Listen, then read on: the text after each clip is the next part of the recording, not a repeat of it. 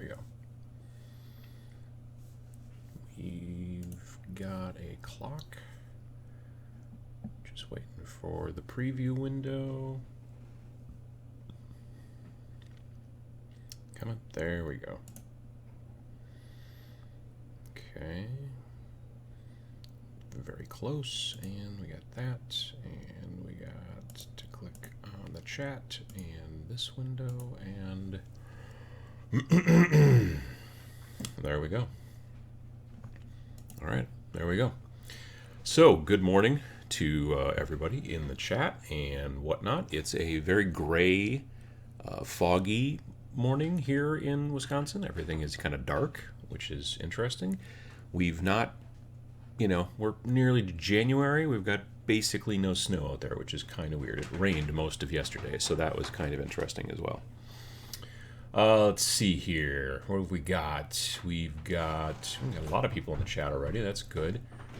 Greetings from mid-Michigan, Florida, Windsor, Ontario, Limerick in Ireland, Iceland, Tennessee, Philly, Cologne in Germany. What else have we got? England, Florida, London, Nova Scotia, more Germany.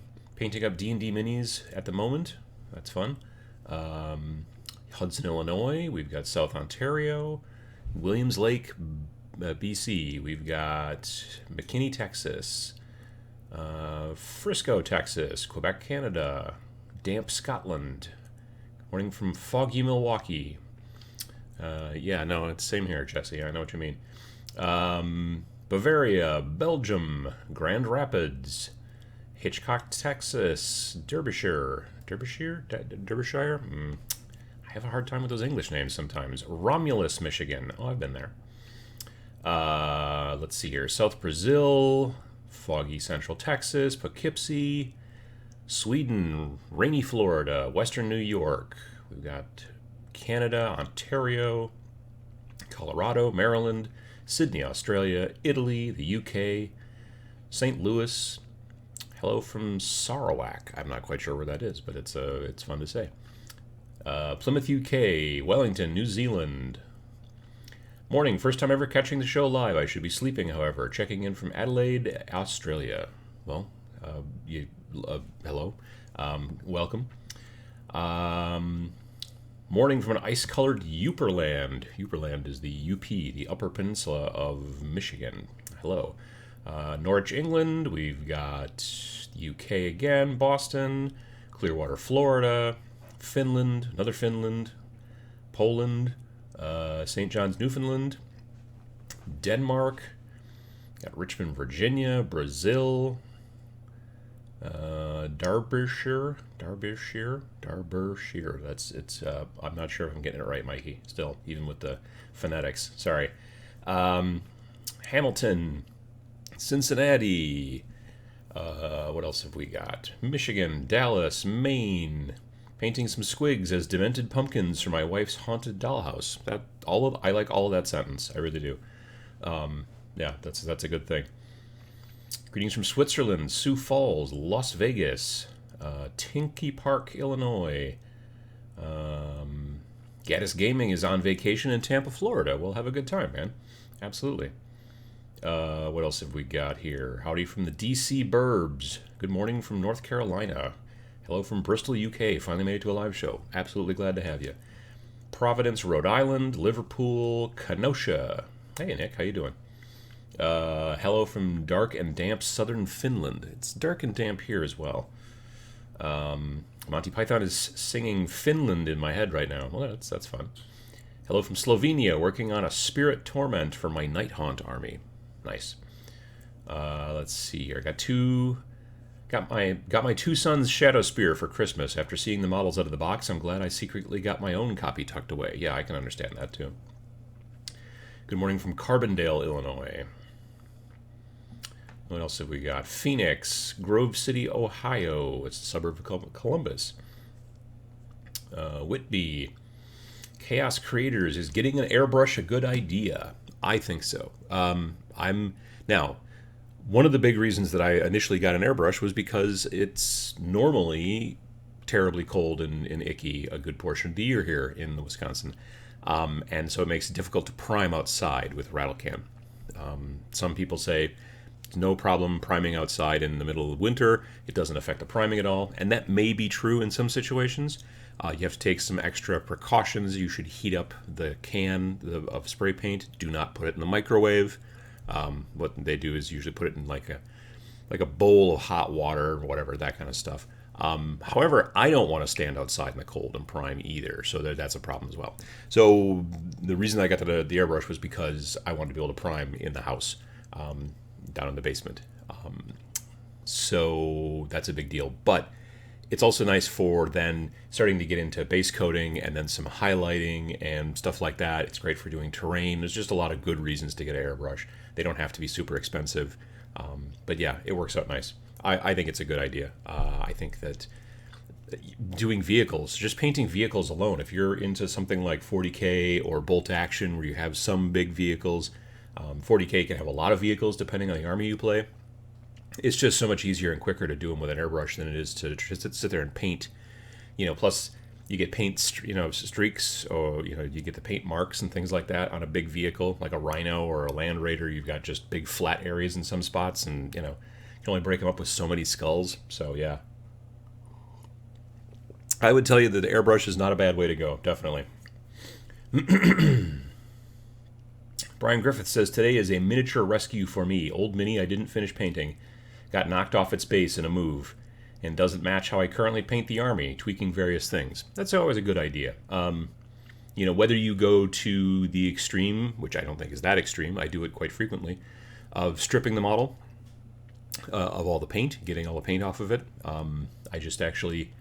They weren't models that I had painted, but they were models that I had picked up over the years that I just recently threw into some LA's Totally Awesome from the dollar store, and a little, I think it was maybe cream cheese or something, like, it had been cleaned out. There was no longer any cream cheese inside, but it's a little plastic tub that's, recyclable, something I'm not worried about. Threw those 3 models in there, glug, glug, glug, with the LA's Totally Awesome. Let them sit for a couple of days, and then just little toothbrush, old toothbrush, and just everything came off. They look great. So yeah, the other option is to take something that you painted and use it actually more as a base coat and then kind of paint over it a little bit more. That's a little bit more difficult, and it also depends on the base coat as well. So yeah, definitely. Good morning from Sapporo, Japan. I hope everybody had a good Christmas. Yeah, it was fine. It wasn't anything spectacular, but we had a decent enough time. Saw a little bit of family, so that was nice. Lumpy Dog says, I just finished my first miniature. Well, congratulations. It turned out much better than expected, thanks to great YouTube channels like Tabletop Minions. Cheers from Michigan. Well, I appreciate it, and I'm glad to help. I'm glad that that you've gotten into it, and you're happy with what you got, and it's just constantly, now in the next miniature, you try to do a little bit better than the last miniature, and then in the next one you do that, and you always kind of do that stuff, and it makes you a better painter over time. You enjoy it more, that kind of stuff. Manny K says, just got my airbrush for Christmas. Nice, that's a good Christmas. Animaster says, airbrush is awesome. I also agree. Excuse me. Cheers from Poland. Prepping my first minis. Wrath of Ashardalone? I'd never heard of it. Wrath of Ashardalone. Unfortunately, we'll have to wait with spray painting or spray priming for a few months. Yeah, that's one of the airbrush reasons, definitely. I agree. My last winter priming catastrophe was extremely chunky and chalky, too impatient. And that's what I've always also tried to avoid by going outside when it's really cold, And like I said, I've seen people make videos where they're like, oh, no, it's perfect, it's smooth, everything's great, it was negative whatever degrees, and it worked just fine. But I've tried it even sometimes in the 40s Fahrenheit or, whatever, and it's like getting towards the end of the year, and it's like, well, it's sunny, so maybe the miniatures will think it's a little bit warmer than it actually is, but it's 40, but I really want to get these primed before the snow comes, like tomorrow or whatever. And yeah, I've had not great luck. I've gotten kind of dusty, sort of whatever. So that's why I just generally stick with airbrushing for my priming and stuff like that, especially in the winter. There are times when it's a really nice day outside in the middle of June where I will prime outside because I want to use maybe camouflage rattle can stuff from Krylon, or I want to use something that I know is going to stick really well. I've got an itch right here. I know something that's going to stick really well to a big piece of plastic terrain, like a kit that I bought. So I can see doing that sometimes, but for like normal models and vehicles and things like that, I generally like to use the other stuff. John Ashley Smith says, finally received my copy of Gaslands Refueled, game night tonight. Nice.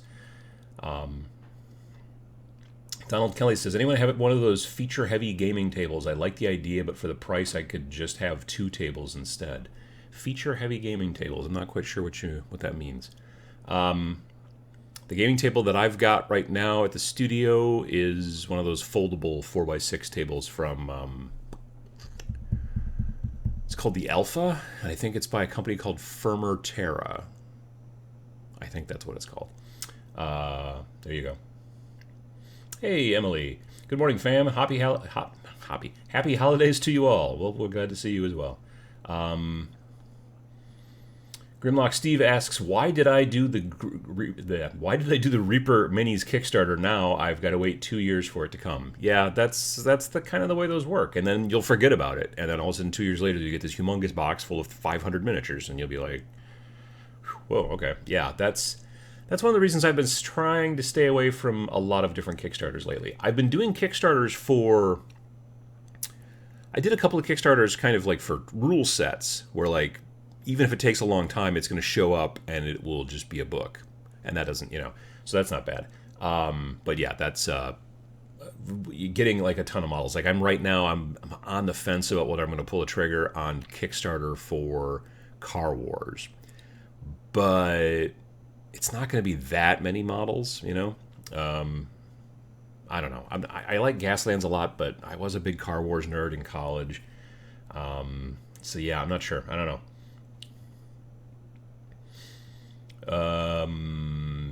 Let's see here. I've recently finished my second Skitarii model. God, these guys are time-consuming for a perfectionist. Well, that's true. I would tell you to try to dial back on being a perfectionist. That's probably the best piece of advice I can give you in that situation is that, paint them good enough, and then if you want to go back later and touch them up, you can, but getting more models done more quickly, especially if you're trying to use them for a game, is a good idea. Now, if you're trying to paint something because you want to make display models to put on a shelf or to enter in a contest or whatever, yeah, well, then that's a different story. But if you're just trying to build a Skitarii army, it'll take you until 10th edition 40K if you take too long on it. You know what I mean? I got a friend who's a Blood Angels player who he's barely even started. I don't even think he started painting yet. He's still building. And since he started, there have been several codexes that have come out for his army, so he's had to switch things up and stuff like that. Luckily, he magnetizes everything just about, but yeah, I don't know that he'll ever get painted models on the table. Some cat shenanigans that just ran through this room. I don't know what that was all about. What's the problem? David Moffat says, I finally found LA's Totally Awesome in Canada. Best Christmas ever. That's, that's a little of a low bar for Christmas, but that's okay. I'm glad that you found it. That's for certain. Let's see here. Wargaming Noobs asks, how's Mama Smasher? She is still got the knee immobilizer thing on. She's still in a wheelchair. She's at a different facility now, so she's not at the rehab place. She's at a, frankly, cheaper place. But it's still got, she's still got like a button she can push if there's some sort of problem. But it's a little bit more almost like a little mini kind of apartment. It's kind of like, I don't know, assisted living. Hey. Stop it. Someone is clawing on a piece of furniture. Hang on.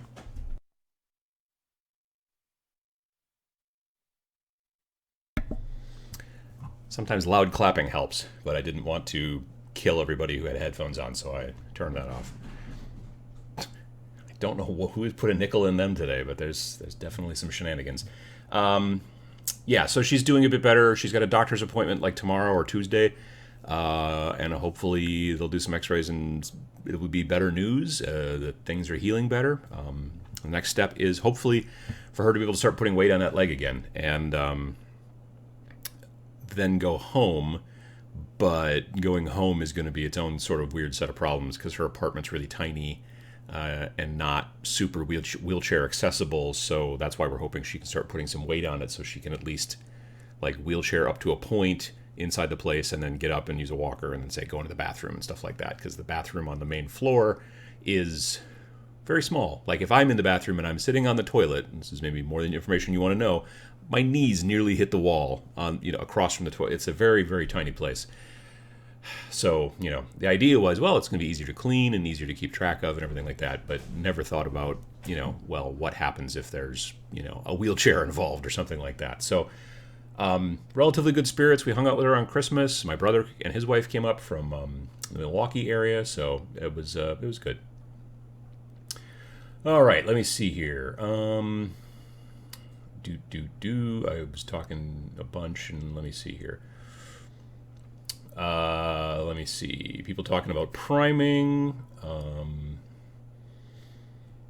What else? If you discover mold lines you missed after you primed, you simply remove them and then reprime. Sometimes you have to do it twice.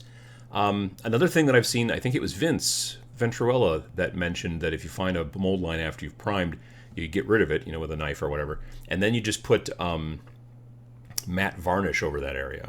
And then that helps to smooth everything out, and then you can just start putting your base coat right over the top of that, and then it'll still stick pretty well and everything like that.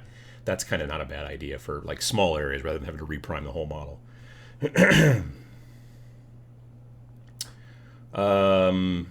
Let me see. I don't mind dusty priming results too much, especially for normal units that nobody's going to be looking at through a magnification glass. Yeah. I in some situations, I find that to be true too, and it depends on the model as well. Sometimes I do, if I get a real dusty priming job, like with a rattle can, then I'm like, I got to fix that. But definitely.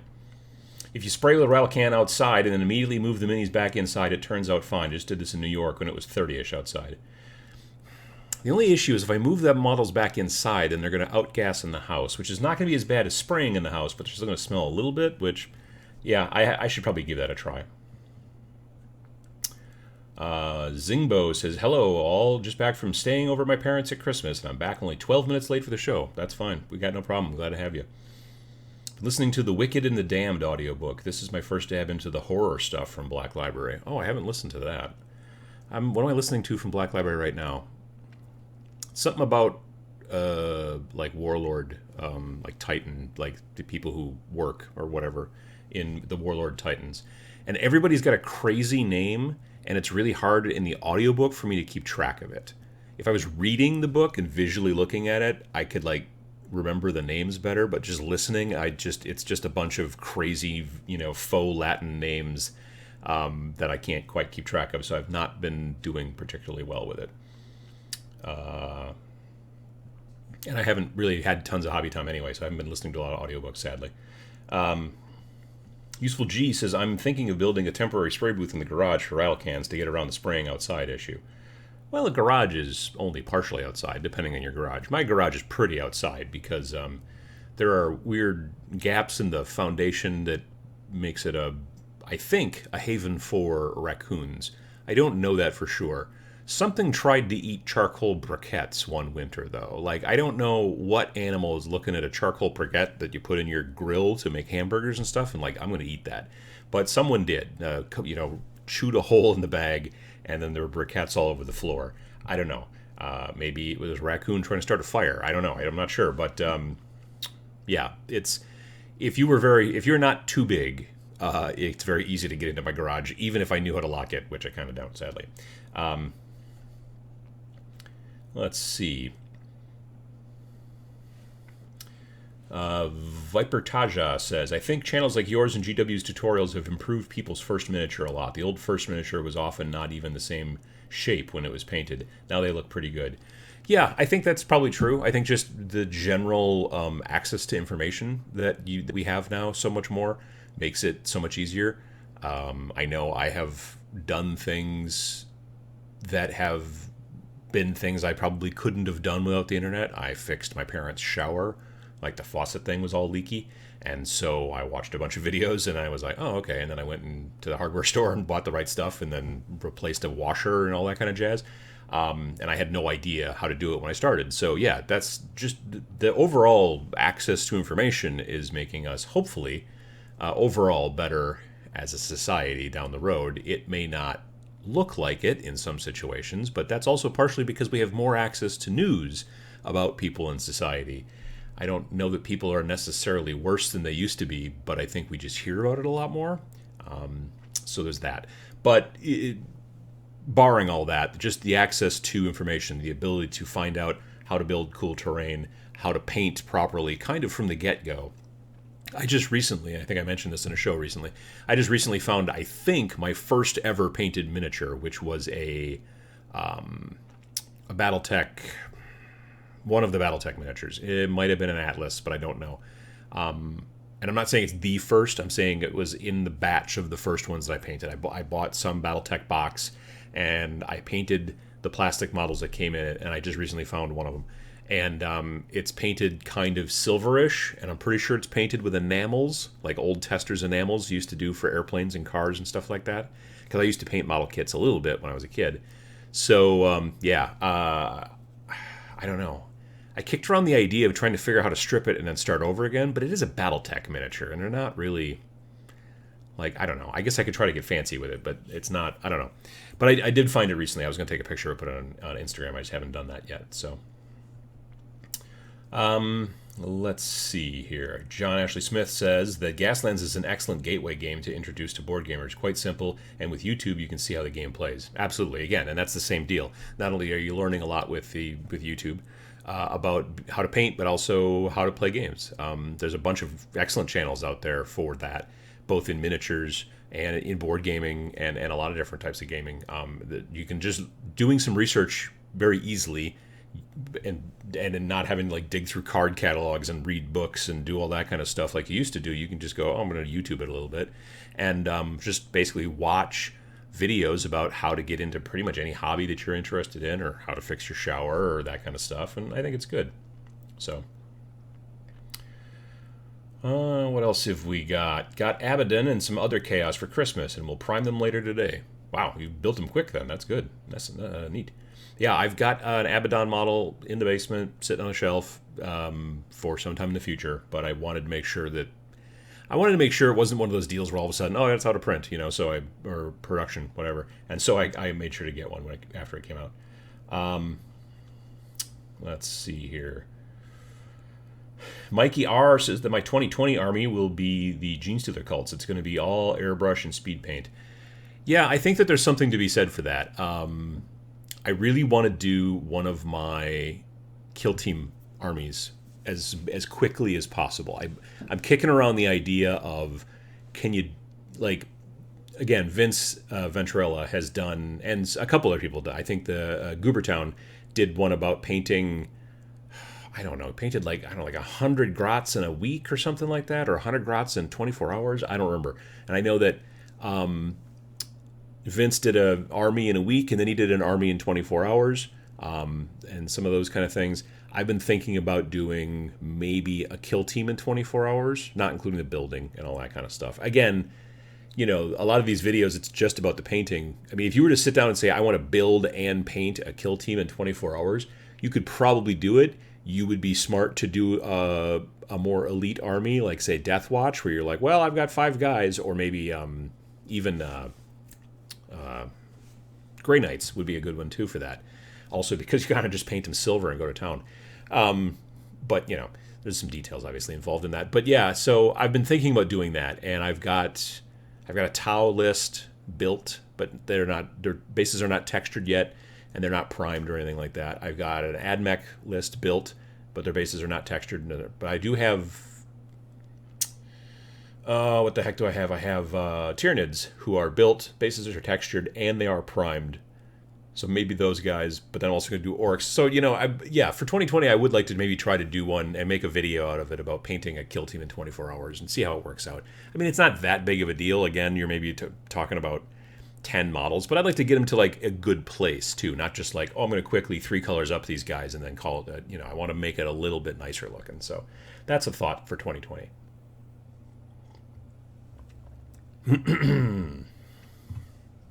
Chris has been priming some Genestealers outside in -7 this week. I'm assuming that's maybe Celsius, but it could be Fahrenheit.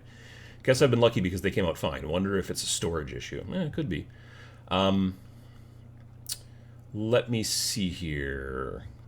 Starting Alpha Legion in 2020, found a metallic teal that creates a scale effect for the power armor, and can't wait to enter into the competitions. Well, that sounds like fun. Yeah, definitely. Animaster says, my son has a Skitarii kill team, and I was worried he'd leave the details to me. Fortunately, he came through and handled the details himself. Nice. There you go. Witless Fop says that currently gluing my fingers together, making the Star Wars Legion units I got for Christmas/birthday. Nice. Yeah, I do generally have a tendency to glue myself together, too. Kind of happens, yeah. Godfrey Robb says, reading Star Breacher because of your recommendation. Excellent. Have you thought of doing a video of primary and secondary models that can be used in the different factions? I think what I'm going to be doing is... Because the thing is with the factions in Star Breach, and for those of you who haven't looked at it yet, you should because it's free. Thing that's interesting about Star Breach is you go through and you read, and there are factions, and I said this a little bit in the video, where you're like, okay, this is basically like Imperial Guard, and you read like another faction, you're like, these guys are basically the Tau, or these guys are the Dark Eldar, or whatever. But then there's other factions where you're like, but they're not all 40k. There's also a faction that's, excuse me, basically Jedis, and the other one's basically Sith, and that kind of stuff. And then there's also other factions that are in their list of factions. I think there's something like 24 different factions in that game. And they are generic space pirates, or nomadic raiders, or that kind of stuff. And they've got different names or whatever, but they're not related directly to a specific game. They're just more of a trope or a concept. So you have a lot of flexibility on what you want to do for your models. So there's not like well, if you're going to do this, you should use these models. It's more of a, like, I will probably do a video at some point going, for this faction, this is what I did, and for this faction, this is what I did, just to hopefully maybe inspire folks. And it's basically what I'm doing for Star Breach is doing a lot of kit bashing. I'm not going crazy, but I'm doing a decent amount of kit bashing.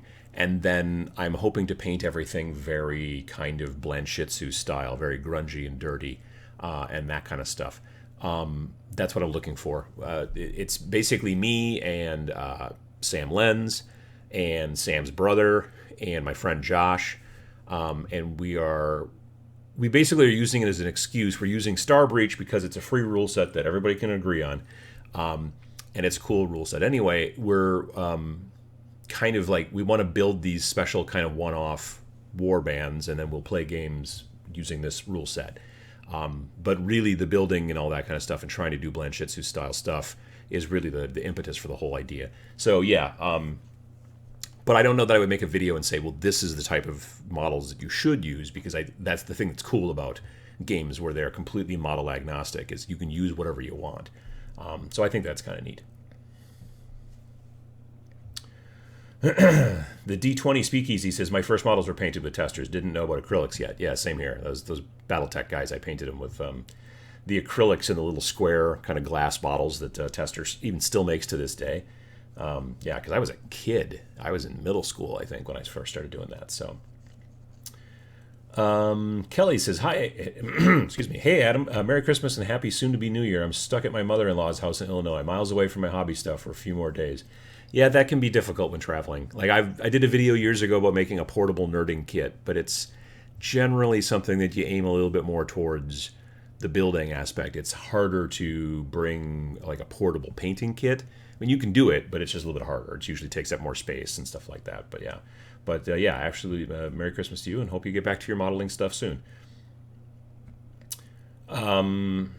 Let me see. Building Chaos Spawn for the first time. They're super fun to build. I had no idea. Yeah, Chaos Spawn are cool because, like, I think you only get 2 in a box, but you get so many weird parts and so many different ways to put them together. They're a really fun thing. And then the thing that's really fun, got something in my throat, sorry, is that once you're done building your spawn from the box, you can then take all those extra parts and use them to chaosify other stuff, which is really neat because they come with way more parts than you need. So that's very cool. J Solo Art says, "Don't strip your first mini. Keep it for the nostalgia." Well, yeah, I can see that definitely. Zombie Dad asks, "Did the Red Gobbo get you anything?" I don't think I got anything gaming related. I got some car wash certificates. I got a check. I got some. What did I get last night? Because we had our friends. Excuse me. We had our friends' Christmas yesterday, so I got a bottle of bourbon that is, for some reason, got The Walking Dead. Like it's a, I don't know. It's like Walking Dead brand bourbon. Okay, cool. I like bourbon. So yeah, that was interesting. It's got zombies on the front, so that's cool. What else did I get? Oh, a tie. I got a tie that has Boba Fett on it, kind of. So that's nice. Yeah, I'm not a big Christmas guy, frankly. So yeah, we don't do a ton here, at the house. We don't have a tree or anything set up. Honestly, it would just be filled with cats, and that would be probably bad. So yeah. Let's see here. My first batch of minis were Grenadier's Dungeon Adventures, painted with Tester's oil enamels. That's when I discovered flesh tone is not pink. That's true. It's a very good point, yes. Let's see. What do you think of the new Zinch Cadron models revealed for Christmas? I guess I haven't seen them. I don't know. I'd like to see more of your building / cleaning / minor conversions. Okay, well, yeah, I want to talk, at some point I want to do a video or a video series about, what do you call them, kit bashing and stuff like that. Earlier in 2019, I did some videos where I had like a series of videos where I talk about, hey, I'm building this guy, and then I'm going to do this with it, and then here's what's done. And I would not necessarily show you like as I'm doing it, because I'm kind of terrible at painting and talking at the same time, as you've probably noticed in my other videos, where I've attempted it. But like if you look at the video I did on Friday, there was a Pachow there that went to a playlist about the Necromunda Ambot that I modified to be an orc knob, so you can watch that and see some of that stuff. But I want to do a little bit more of that this year. I'll probably do it actually because right now, in the very limited time, unfortunately, that I've got right now for hobbying, I've been building. I've been in build mode, and I've been building 2 warbands for Starbreach.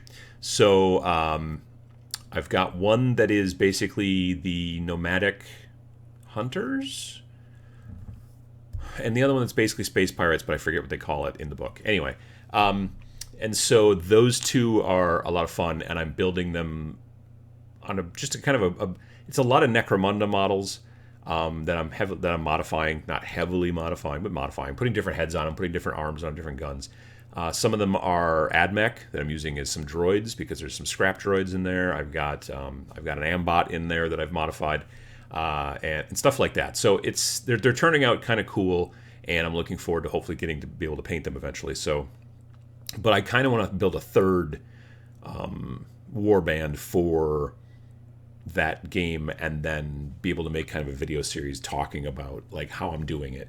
So yeah, I can see that too. Hey, I got something in my throat. Hang on a second.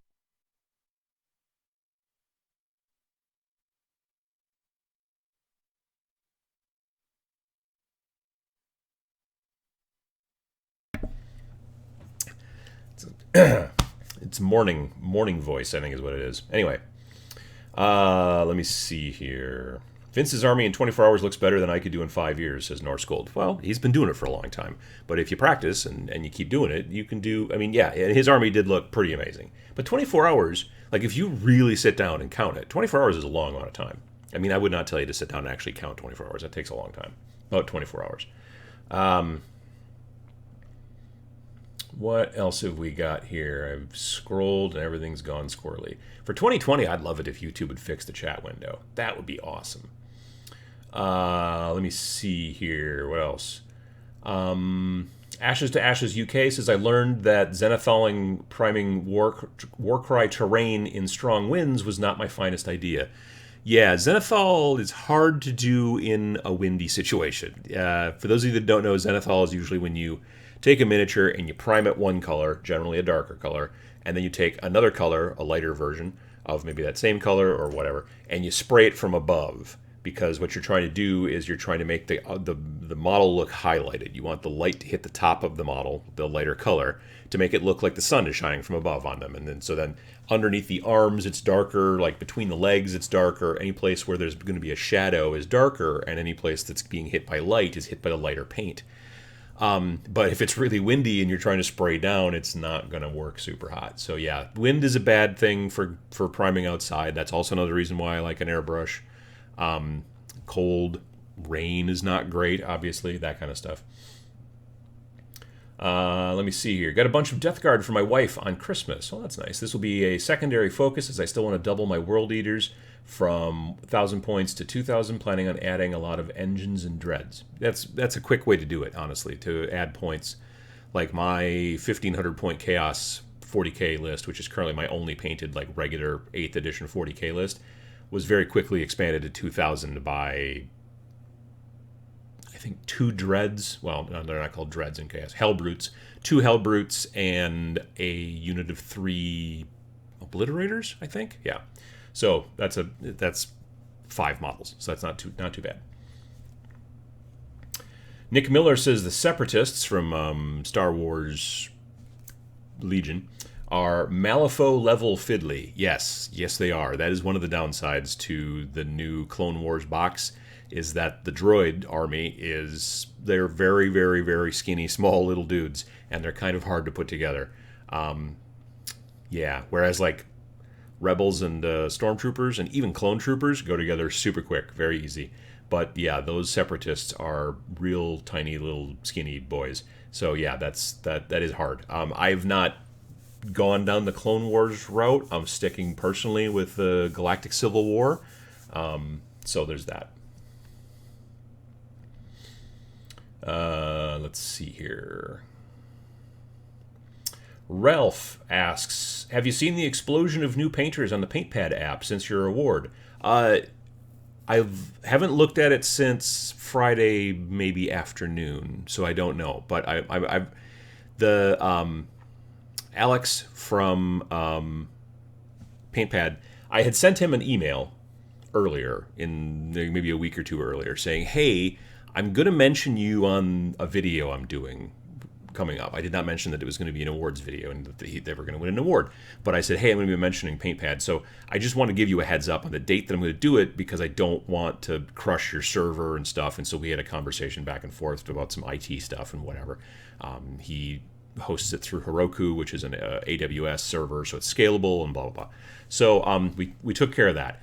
And then the video came out on Friday, early Friday morning, like it always does. And then he sent me an email before noon my time saying, thanking me for the award and stuff, and that was great. And then he sent me like a little image of a graph that showed like number of signups over time. And there was a point where Gav Thorpe had mentioned the PaintPad app somewhere, I don't know, maybe Twitter or whatever, and so there was a spike and whatever, and then he, at the very end, was today, and it was still, again, like not quite noon, I don't think, in my time, and the spike was just like way up high. So I think it's a great thing. I think it's a great app, and that's why I wanted to make sure that that people knew about it.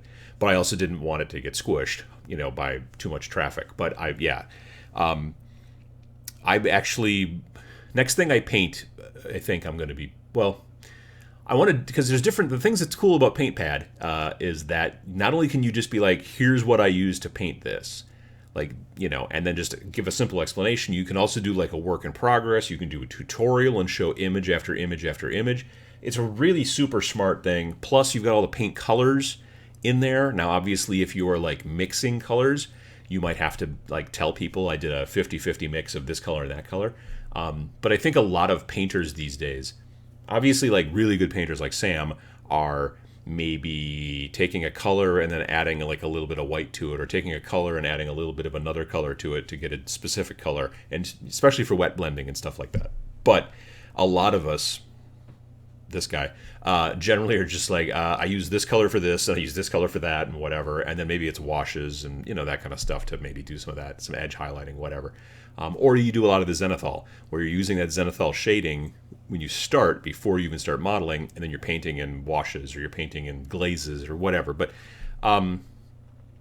it's just a good idea, to have. I always keep telling you guys it's a good idea to have a list, to have a recipe, so that if you have to go back and paint more skeletons later, or more Ultramarines later, or more, third company US, whatever, you'll know. Because if you go back 6 months later, you don't remember, you'll make guys, you'll paint models that will look different than these other models, and then it will be weird because you want them to all be in the same army. So anyway, it's a smart idea. And also, it's also, because of the way that it's built, it's also a great way for people to find how to do things. Like, how do you do fire? Like, how do I do that? And like, well, this person says, oh, I use this layer, then this layer, then this, and this, and this, and this, and there you go. And for the people who are into, I need to have exactly the right colors, it's great. But it's also not a bad idea for you to look at these and go, okay, cool, what colors do I have that are near that? Rather than going out and buying new paints just because a list somewhere or a tweet or something on Reddit or something on PaintPad said, oh, these are the only colors you can do that with. Remember, that's not the case. If you're having trouble with it, or you're bad at eyeballing colors, well, then follow the list. That's a different story. But if you're like, if I can look at that and go, I don't have a bleached bone specifically from Vallejo, let's say, but I do have this color from Army Painter, and I think it's pretty close, so I'm going to use that instead. That's fine too. So, let me see here. My hobby resolution for 2020 is to set a goal to build and paint 100 minis. Only hit 60 this year, plus half a dozen terrain pieces and model kits. Well, terrain can take some time sometimes. And model kits, that's a whole different kettle of fish. Yeah, I don't know that I have a number in mind for a resolution for myself, but I do definitely want to hopefully be able to paint more, obviously. Pretty much every year I want to paint more, so there's that. Let's see here. I've been thinking about starting Star Wars Legion, but I already have Games Workshop / Kingdom Death / model plane kits. Oh, airplanes, probably. This is airplanes. Model airplane kits to paint. Yeah, I mean, Star Wars Legion is cool. One thing that may make it so that you don't buy Star Wars Legion is that if you don't have anybody in your area to play Star Wars Legion. Like, if there's nobody else playing it, then you can maybe wait until some people start to play it and then get into it, and you can work on those other things that you listed and get that. Like, or if you're just really super hot for painting rebels and stormtroopers or whatever, separatists and clones, then, that's a different story. But a lot of times, especially if it's not just like a bust or a display piece, if it's an actual, these are game models, one of the things to think about is whether or not people near you play that particular game. Because if you build this stuff and get it all set up and then nobody is to play with, that's kind of a bummer, you know what I mean? So think about that too sometimes too. Let's see here. Christopher Dick says, hey, Adam, can't wait for Adepticon. See you then, if not before. Yeah, I'm looking forward to Adepticon quite a bit. I'm going to be doing a little bit less traveling, I think, this upcoming 2020. I'm not going to be at the Las Vegas Open, sadly. Partially because of, partially there was some problems with the hotel, and it was a thing, and I called them, and it was... So I just was like, okay, well, I'm going to have to overcome that, and otherwise I'm going to be sleeping on the street, which nobody wants. And then the thing with my mom and everything like that. So I was like, well, late January, things may still be kind of rough, and I might not be best served by flying to the other side of the country for like a week or half a week or whatever. Half a week, I guess. So I kind of just decided I'm not going to be able to make it to LVO this year. So there's that. But in March, early March, I'll be going to the Reno trade show for Gamma, which now is called the Gamma Expo. I'll be doing that in early March, and that's for work, really. And then I'll be going to Adepticon in late March. Yes, late March. So that's my first two real big trips, I guess, for the year. I'll probably, late February, I might go to Fire and Ice, which is a small convention in Manitowoc, Wisconsin. It's like 600 people, which is still decent size, but it's a lot more board game heavy. But yeah, I think I might go to that, hopefully. But it's like I'd probably go like on a Saturday. I don't know if I'd go 2 days, so we'll see. And that's a drive. That's not flying anywhere or anything like that, so definitely. But yeah, definitely looking forward to Adepticon. I'm not teaching anything at Adepticon this year. Currently, I'm not taking any classes either, but I'm trying to figure some stuff out. I'm trying to figure out like what I'm going to do. I've got some ideas for videos I want to do, and because there's so many people there all at once. You know, like I did that video recently where I talked with Sam and we talked about brushes. I would like to do more videos like that, but with other painters that are not about brushes, because we've already talked about brushes, but we could talk about other stuff. And like, you know, so I also kind of want to do another another video, kind of like one I did several years ago where I asked the same questions of a bunch of painters. I want to do that again, but on some slightly different painting related subjects. Like I'm not going to ask them like what their favorite car is, because nobody cares. But like I've got some ideas of other stuff that I want to do like that. And not teaching this year just means that I've got a lot more freedom as far as like when I can schedule stuff. So that would be kind of cool. What else? King Bread says, I think Duncan just didn't want to go to all the con stuff that GW was having him do over the last years. He never seemed all that happy with doing that. So for those of you that hadn't heard, Duncan from Games Workshop is leaving Games Workshop. Duncan Too Thin Coats Roads. So yeah, he's going to be going and doing something else. Not clear as what he's going to be doing next, but he's going to be doing something else. Where the heck did the camera go? There it is. Yeah, so, you know, I mean, people don't stay at companies forever. You know, nothing, change is the only constant. So we wish him well and everything like that. I could see maybe the traveling. I don't know what his home life is like. Maybe I don't know if he's got kids or family or whatever. And traveling a lot can be, you know, problematic for a lot of people.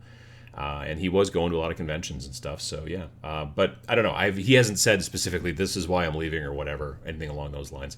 I met him once at Adepticon a couple of years back. He's a very nice guy. And yeah, so I'm sure he's going to do some cool stuff. Maybe he's leaving the industry altogether. I don't know. Maybe he's going to go and work as an accountant, or he's going to become a doctor or something. I don't know. Who knows? But I'm sure we'll probably see him again, though. So Taco Lover 24, I do love tacos myself, just painted up a 20-year-old Skaven. Nice. See, that's another thing that I really like about tabletop gaming, specifically tabletop wargaming, is that if you want to, you can decide. Like, it's a little harder, not impossible, but it's a little harder sometimes to play like a 20-year-old video game, you know, because you got to find, sometimes the computer is like too fast these days to be able to run it, or like it's hard to find, like you can still find a Nintendo or something like that, you know, maybe that still runs or whatever. Actually, though, to be fair, for Christmas, one of the things that I bought for my mom is this little like HDMI dongle that you plug into the back of the TV, and then it comes with a wireless kind of controller. It kind of reminds me of the old Sega controller, the old Sega Genesis controller, but it's wireless. And then it had a bunch of old Atari 2600 games on it. And she loves Asteroids and Missile Command. So we were playing Asteroids and Missile Command a little bit on Christmas there in the assisted living place. So yeah, but it's sometimes harder nonetheless. I like the fact that I can pick up a model from a long time ago and strip it and paint it again, like I did. I was stripping some in the kitchen back there. I was stripping 3 models just recently. So I like that kind of stuff. Let's see here. Zingbo says, I took a little building toolkit with me on my trip to my parents and managed to build 3 Warcry warbands and most of the starter set terrain while I was there. Well, that's more than a little building toolkit. Geez, wow, that's a lot of 3 Warcry warbands and most of the starter set terrain. Wow, that's a lot. That's good work. Yeah, absolutely. Yeah, I thought you were going to say you built like 3 guys, and then that was. I again don't know how long you were there at your parents for Christmas, but yeah, that's again, that's more than a little building toolkit. But nice work.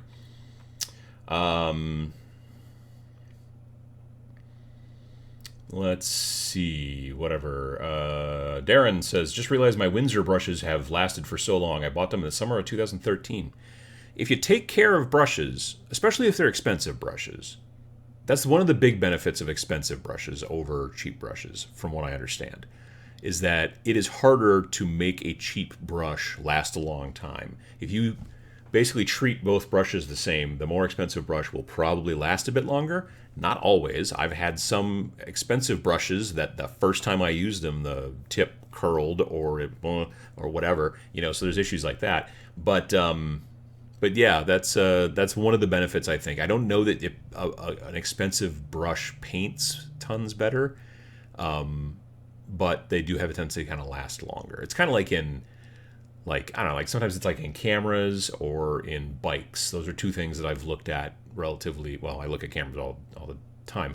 But I remember looking at a bike that was like $12,000. I had no intention of buying it. I was at a bike store and I looked at a bike and I'm like, what did you get for $12,000 on a bike? Number one, I could lift it with one finger. So it was incredibly light. It was like carbon fiber and all that stuff. But it's also going to last. You know, if you were to race that bike in 200-mile races, it would last. Whereas a bike that you spent $200 on would probably, if you compared the amount of money, maybe not go appreciably faster, although it would probably be a lot heavier, so it would make it, you'd be more tired riding a $200 bike than a $12,000 bike. But it would probably not make it through a 200-mile race. Like something would fall off or whatever, you know. So it's that kind of situation with like camera stuff. Like, you know, this is a Sony A6400, and I got a fancy lens and all that kind of stuff. And but this has got like a metal body. It's like the features, like I can take I can almost take as good of a picture with my cell phone. But this is going to last a lot longer. It has a lot more customization and a lot more things I can do. There's a lot of buttons I can customize, so that when I push this button, this thing happens, which I can't really do with my phone as easily. Yeah, so there's just different things, you know, that more expensive stuff. More expensive brushes have a tendency, obviously they don't paint any better, particularly because look at Sam and a lot of painters that I know who are using very inexpensive brushes for 90% of their painting. But expensive brushes do have a tendency usually to last longer, especially if you treat them right. So yeah, having a brush since 2013, not if it's a good one, that's generally kind of par for the course. Jal Watson says, Adam, have you gotten weird looks from family or friends when bringing a paint kit to work on a project while visiting? Well, like I said, I don't usually. Well, let's see. So I do remember I used to take a paint kit to work when I worked at this company a long time ago, and I would sit there during lunch and paint. I'd eat a sandwich and whatever, and then I would paint for a while. And I would get people to stop by and be like, "What are you doing?" And I would explain it real quick, and they'd be like, "Oh." And I'm sure that they thought it was weird, but whatever, I don't care. When I go to a friend's house, like to hang out or whatever, especially on Friday nights, we usually go to my wife and I go to a friend's house and hang out over there, and there's a bunch of other people that end up there as well, and we then go to dinner and then come back and hang out. Like sometimes I will bring my little portable nerding kit and work on some, you know, building some models instead of painting, because that kit can be a lot smaller. And I don't get any weird looks for doing that because, like, my wife is usually knitting at the same time, and so is another friend, and you know, whatever. So it's as long as you can keep up the conversation, but be working with your hands, nobody really cares. So yeah, I've never had that issue particularly. Jeg Revnik says, I have the Soul Wars box. I want to get into Age of Sigmar, but everyone plays 40k here. I have a box of Start Collecting Space Marines. Don't know what to do. Well, I mean, the Soul Wars box is a nice box because it's got both sides. It's got two forces in there. Plus, it's also got the book and all that, if I remember correctly. So one possibility is you paint up both forces, and then you find one of the 40k players that you're friends with or whatever, or people to shop, and you start showing them Age of Sigmar and see if they're interested in playing that way. Because now you've got two forces to fight. I mean, it's a lot. That's one of the reasons why I'm a big fan of skirmish games, because if you want to build two forces and then teach people how to play, it takes a lot less time on your part to build two forces of 6 or 8 models than it is to build two full armies.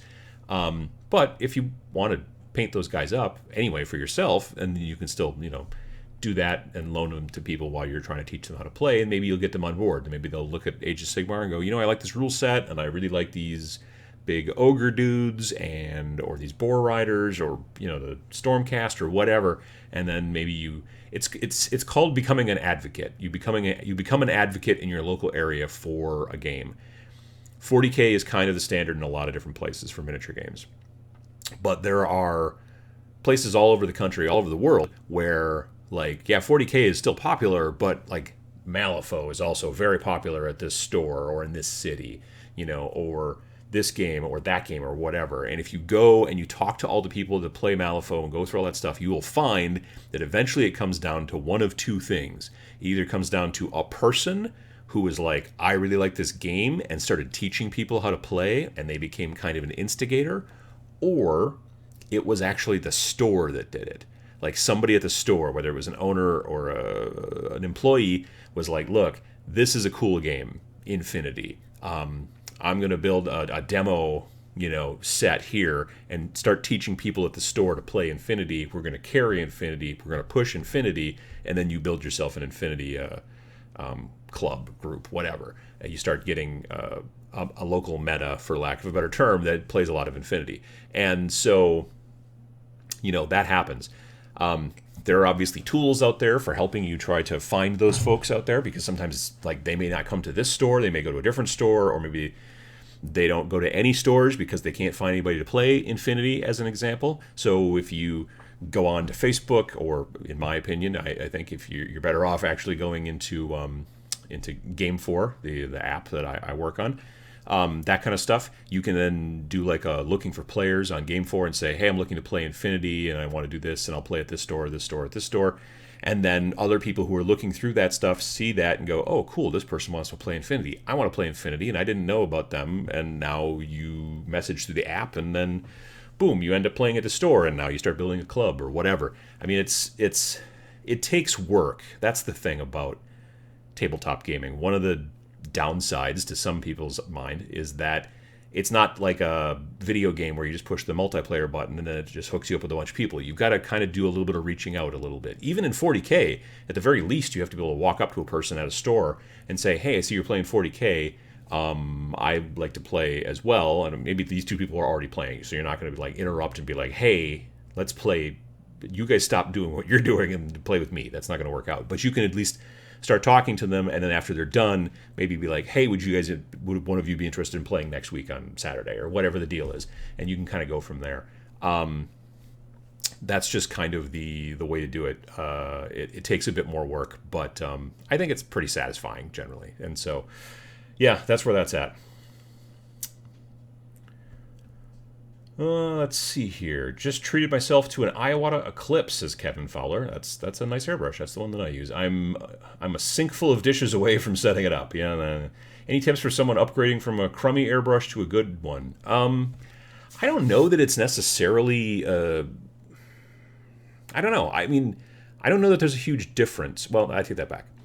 There is a difference, I think, in a good airbrush versus a lousy one, or a real super cheap one, or whatever. Sometimes it's in performance, a little bit. Sometimes it's also just in how long the thing will last. Like I've had my Eclipse for a long time, and I take pretty good care of it. But a really super cheap airbrush may not, again, kind of like the cheap bicycle, may not make it through the 200-mile race. I don't know that you should have to treat it any differently. If you've been cleaning your inexpensive airbrush, you just keep cleaning the Iwata roughly the same way, and you just you put the same type of paints through it.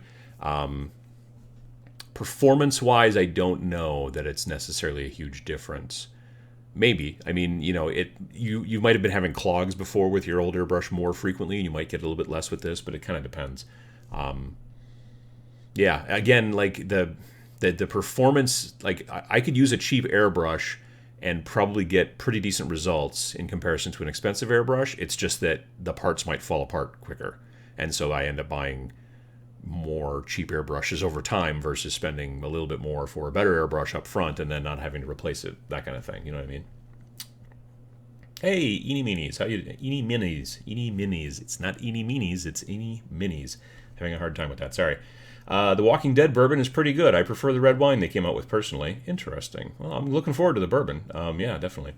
Yeah, for Christmas this year, from our like friends and stuff, we do a name exchange, and everybody buys somebody, that kind of thing.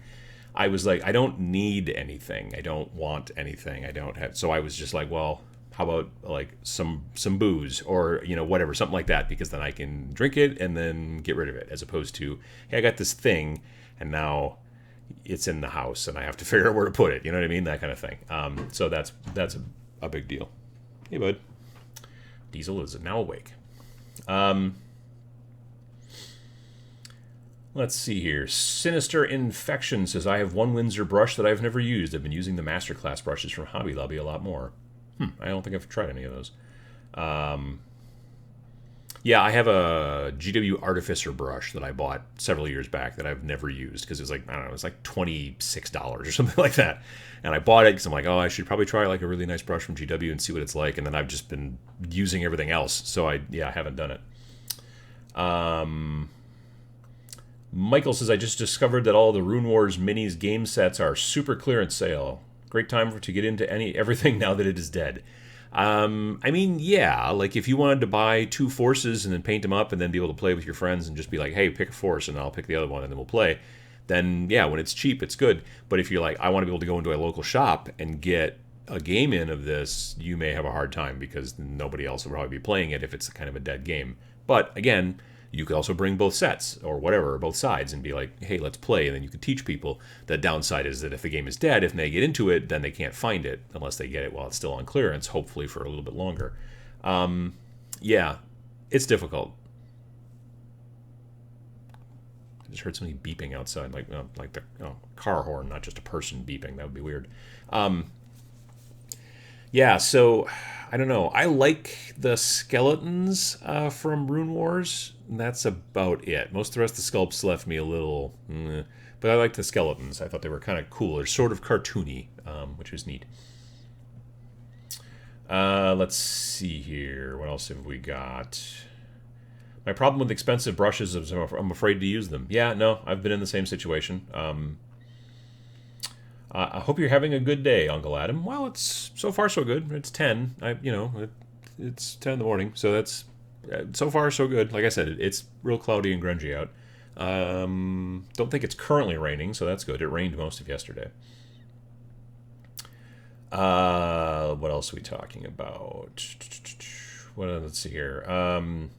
Hey, Uncle Adam. The people in my area seem to mainly only play 40k. Any advice for getting them into other games? Right now, I play Underworlds and Warcry. Well, I kind of answered that a little bit ago about how you need to become a kind of a gaming advocate in that situation. Underworlds is a great game to become an advocate in because the war bands are so small. It's very simple for you to bring 2 war bands, the boards, all the tokens, the dice, and all that junk in like a regular small little case or box or whatever, and then be at the local shop. And if you see somebody who's like in between games or whatever they're doing or whatever, you can be like, hey, have you tried Warhammer Underworlds? Would you like to pick one of these 2 forces? I'll take the other one. You can teach them how to play it. I think I did a video about how it's probably right now one of the best gateway games out there. So Warhammer Underworld specifically is a great game for getting people into the hobby, or even just getting them into Underworlds. Warcry is a good simple rule set. It's just a little bit more stuff for you to carry around, like if you're going to show up at a shop and go, hey. But it's still a good simple rule set and not too hard to teach. And looks awesome, so that also helps to draw people to the game a little bit. So yeah, both of those are good. It just takes a little bit of work.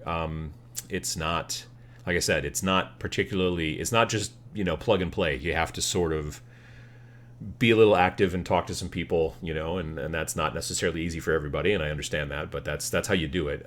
Or another thing you can do too is try to do some more searching for clubs if you can. If you can find gaming clubs in your local area, then those are people who want to play with other people right off the bat anyway.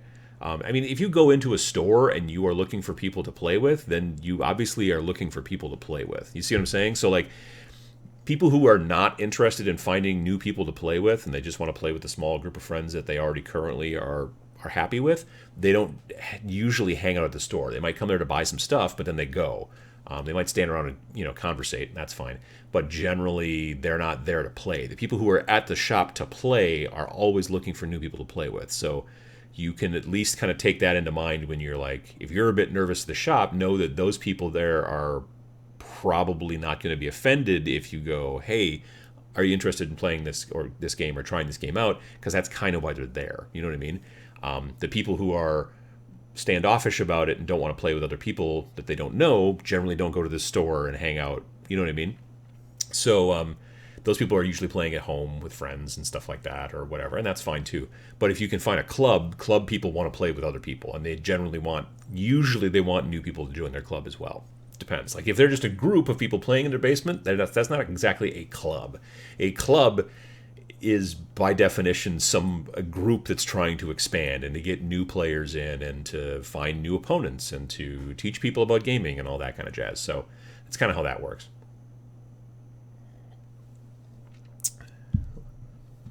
Let's see here. Where else are we at here? Nick Jones says, just watched Star Wars Part 9. Woohoo. Yeah, my wife and I, we saw it for the first time yesterday. So, people asking about skirmish games. More skirmish games have single-player modes now. I think that's also helpful, not just for like people who don't have anybody to play with in our local area, but also it's just really helpful for teaching yourself how to play as well. Having a single-player game where you can play it and you can learn it, and then you can go, okay, now I understand the rules better, so now I can teach it better if I'm going to get somebody else involved. I think that's a good idea.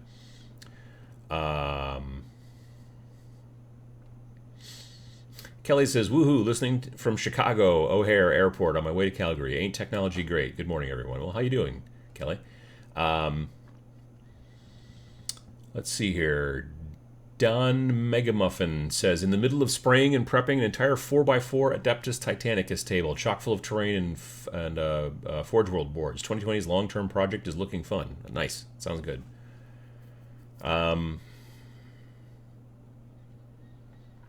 Let's see here. During downtime at work, I assemble models. Only time anyone noticed was assembling and magnetizing a knight. Well, they're big. I mean, that makes sense.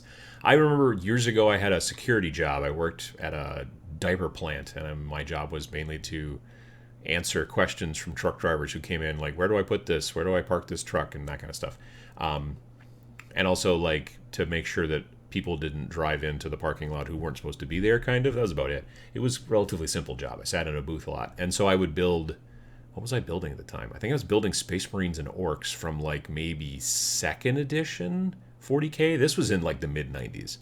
Like, the starter box for maybe 2nd edition 40K came... I think if that's the one that came with Orcs and Space Marines, then that was the one that I was building. But, yeah, and it was a lot of work in Knights, too, so... I would recommend an air compressor with a tank. You may purchase a siphon-fed airbrush in the future, and you will need the additional pressure, at least up to 50 psi. I generally... So, as far as compressor is concerned, and I think that's Animaster answering somebody else's question, which is great.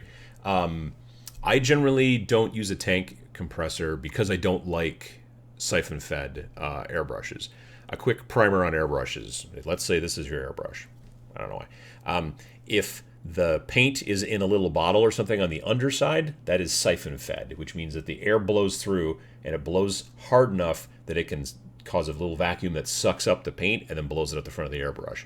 The benefit to a siphon-fed airbrush is it's very simple to take that bottle off the bottom and put a new bottle of color on, spritz it out, and then you've got this new color. When you see people like airbrushing shirts and stuff like that at the mall, they're almost always using siphon-fed because it's very easy to quickly change colors. They just have a whole bunch of bottles with a whole bunch of colors, and they just go pop, stick it on there, spritz, spritz, spritz on something that's not the shirt they're trying to paint, get the color they want, and then go to work.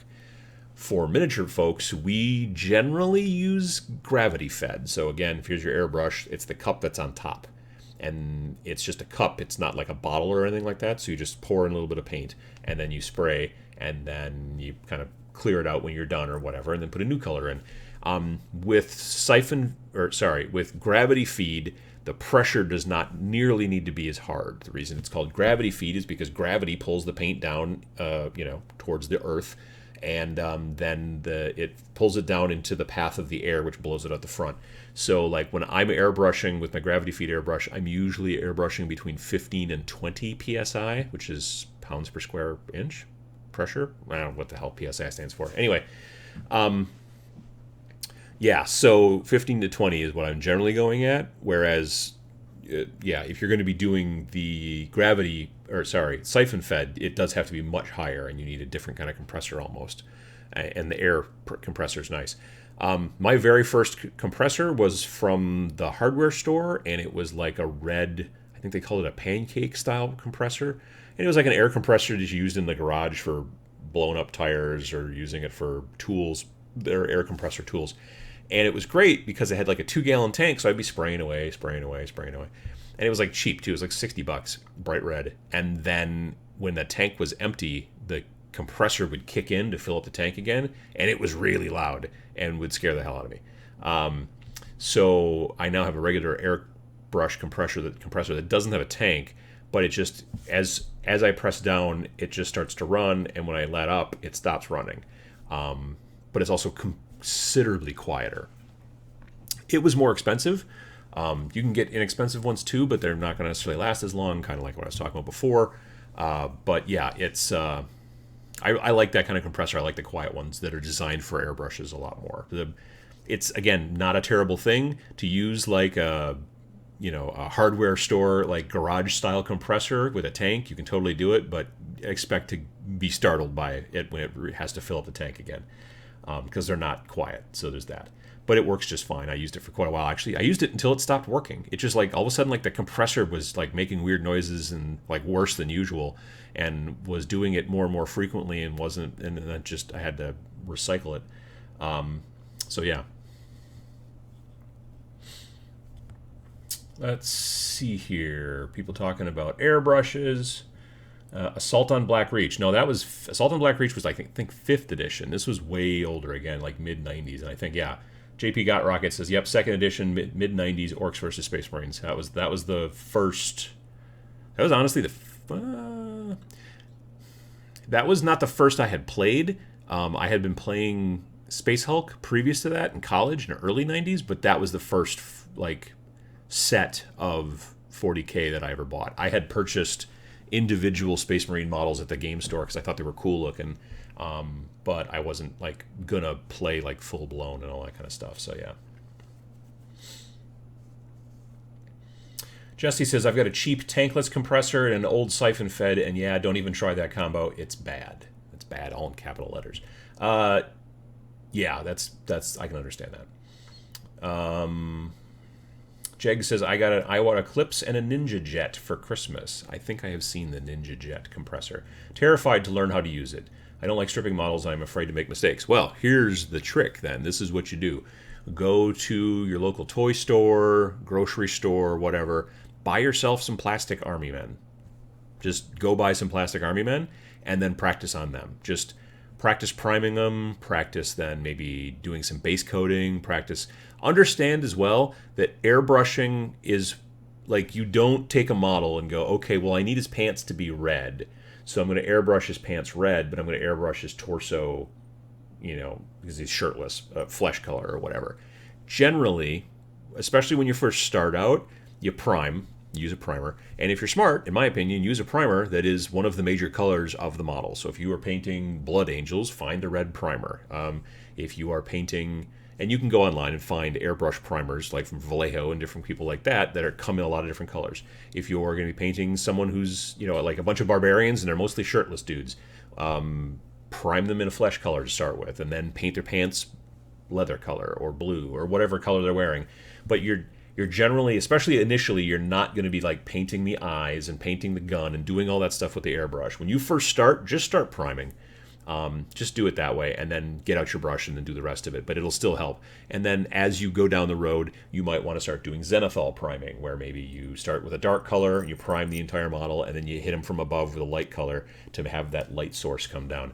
But I still, to this day, don't like do details with my airbrush. I just basically do priming, base coating, Zenithal highlighting, sometimes other highlighting, and it depends on the model. If you're painting like a big, like a vehicle, you can do some kind of stuff like that. Sam did a video on my channel about airbrushing vehicles that you might want to go back and watch. But don't think to yourself, well, I can't paint like this armor panel to be different from this one. I still get overspray. Yeah, everyone's going to get overspray. The way you don't get overspray is you do a lot of masking. You use silly putty and you mask off parts. Like when I did Uncle Tickles, who's that Chaos Warrior that you see in the beginning of my videos. There's a Kaos Warlord in Terminator armor with dual lightning claws. He's down in the lower corner on my videos in the intro.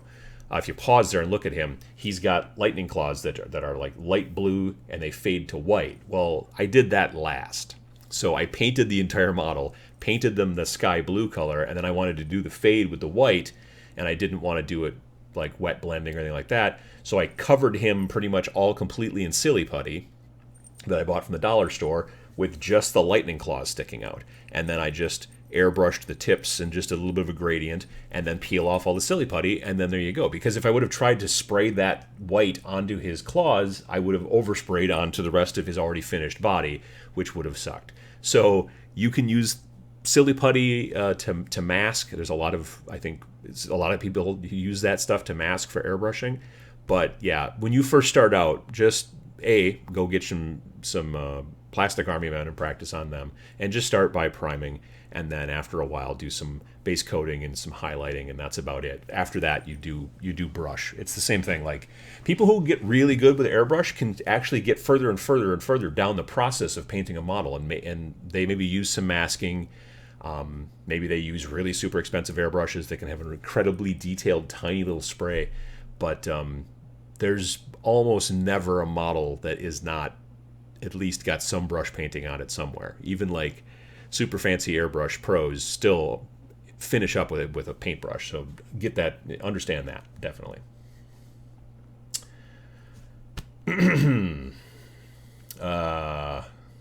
Let's see here. What else have we got? I use California Air Tools Light and Quiet Air Compressor model IP1065. There you go. It has a tank and is very quiet. Nice. The only thing to be worried about is the needle. That thing is so fragile. Be mindful of it while cleaning and keep the needle guard on while spraying. Yes, on both of those. The needle guard is like at the tip of the airbrush. There's like another kind of like thing that you may be like, I don't know why I have this on here. I'm just not going to... You screw it on. But what it's designed to do is it sticks out a little bit further than the needle, so if you bump the front of the airbrush on something, you're not going to bend the needle. The needle comes to such a fine point, if it gets bent, it's kind of done. So be very careful of the tip of the needle. That's the most important part, really, and everything else is a little bit more sturdy, but always be careful about the first tip of the needle. Joshua says that one of my 2020 goals is to use my airbrush more than just priming. Absolutely. It's great for priming, but then you can start getting into some base coating and some highlighting, and then go and pick up your brush and start to work. Yeah, that's the way it works. Let me see. Dorn Jr. says, just finished airbrushing my first models. I chose Custodes and followed Vince's Ventrella's good speed gold recipe. Yeah, that's a good idea. That's absolutely. Eric Olson says, Happy New Year, Uncle Adam. Happy New Year. What is your go-to brand of and type, gel or liquid type of CA glue? I get the stuff that I get from Hobby Town, and it's Bob Smith Industries is the CA glue that I use. It comes in different thicknesses, I guess. Like, it's either really thick or way watery. I get the magenta color. Like, they don't have well, they might have a label. I don't want to read it, but there's like purple, there's like magenta, kind of pinkish. There's like yellow, maybe blue. I don't know. I seem to get the magenta color one, which is kind of, like I said, a bright pink. The fluid's not a bright pink. The cap is a bright pink, and the label is bright pink. But it's made by a company called Bob Smith Industries. Very frequently at game stores, they have it not repackaged, but relabeled. Like, it says Hobby Town USA on it, but if you read on the side, it says Bob Smith Industries. And if you go into another place that sells that same paint, it might have their logo on it, but the bottle looks exactly the same. The rest of the label looks exactly the same, comes in the same colors. Yeah, there's like 3 or 4 different grades of that glue. As far as thickness is concerned, from a very thick, kind of heavier glue down to a very thin, watery glue. And then there's also 3 different bottle sizes, like a really tiny one up to a big honking one, and then a medium one. I have a tendency to go for the medium one because if I go with the big one, it will start to go bad before I finish it, and I feel like I'm wasting a bunch of glue. David asks, are you going to use oils for your Blanchitsu models? Probably not. Instead, where is it? I think instead I'm going to use some of these, which I think are enamel, actually. They're enamel washes from AK Interactive. These are the Streaking Effects pack. I got these on Amazon because there's nobody that sells them around here by me. There's like a dirt... Let's see here. What have we got here? Winter Streaking Grime is one color. Streaking Grime is another color. And Rust Streaks is the third color. Honestly, you can't see it in here because it's dark. It's basically kind of like... There's like kind of a brownish sepia. There's a darker brownish sepia, not sepia, darker brown, and then the winter one is nearly black. So it's almost kind of like your Seraphim sepia, your Agrax Earthshade, and your Null in the Oil. It's kind of like that triad of like washes, but these are all enamels. And so I'm going to do some testing with trying them with a brush, but I honestly think that I read an article somewhere. I should have saved it, but I didn't. But it was a blog post about a person, and they were talking about how they sprayed it through their airbrush and then used like mineral spirits and a Q-tip to kind of like basically wipe it off in the areas where they didn't want it. Jay Tick, who was in the chat earlier, he and I had a chat a couple weeks ago about spraying it on, giving it like maybe 30 seconds to a minute to kind of set a little bit, and then taking like an old t-shirt or something like that and just rubbing like straight down, because then you're rubbing it off the top parts a little bit and the sides, but you're not catching the undercuts, and then it becomes more like a shadow thing. So yeah, there's a lot of, I want to test on some models that are not the models that I'm working on for this project first. That's important. Again, maybe I'll use some army men. At this point, I've got enough just weird random things rolling around in my basement that are already built that I could just kind of mess with these to get the hang of it and then start working on the models.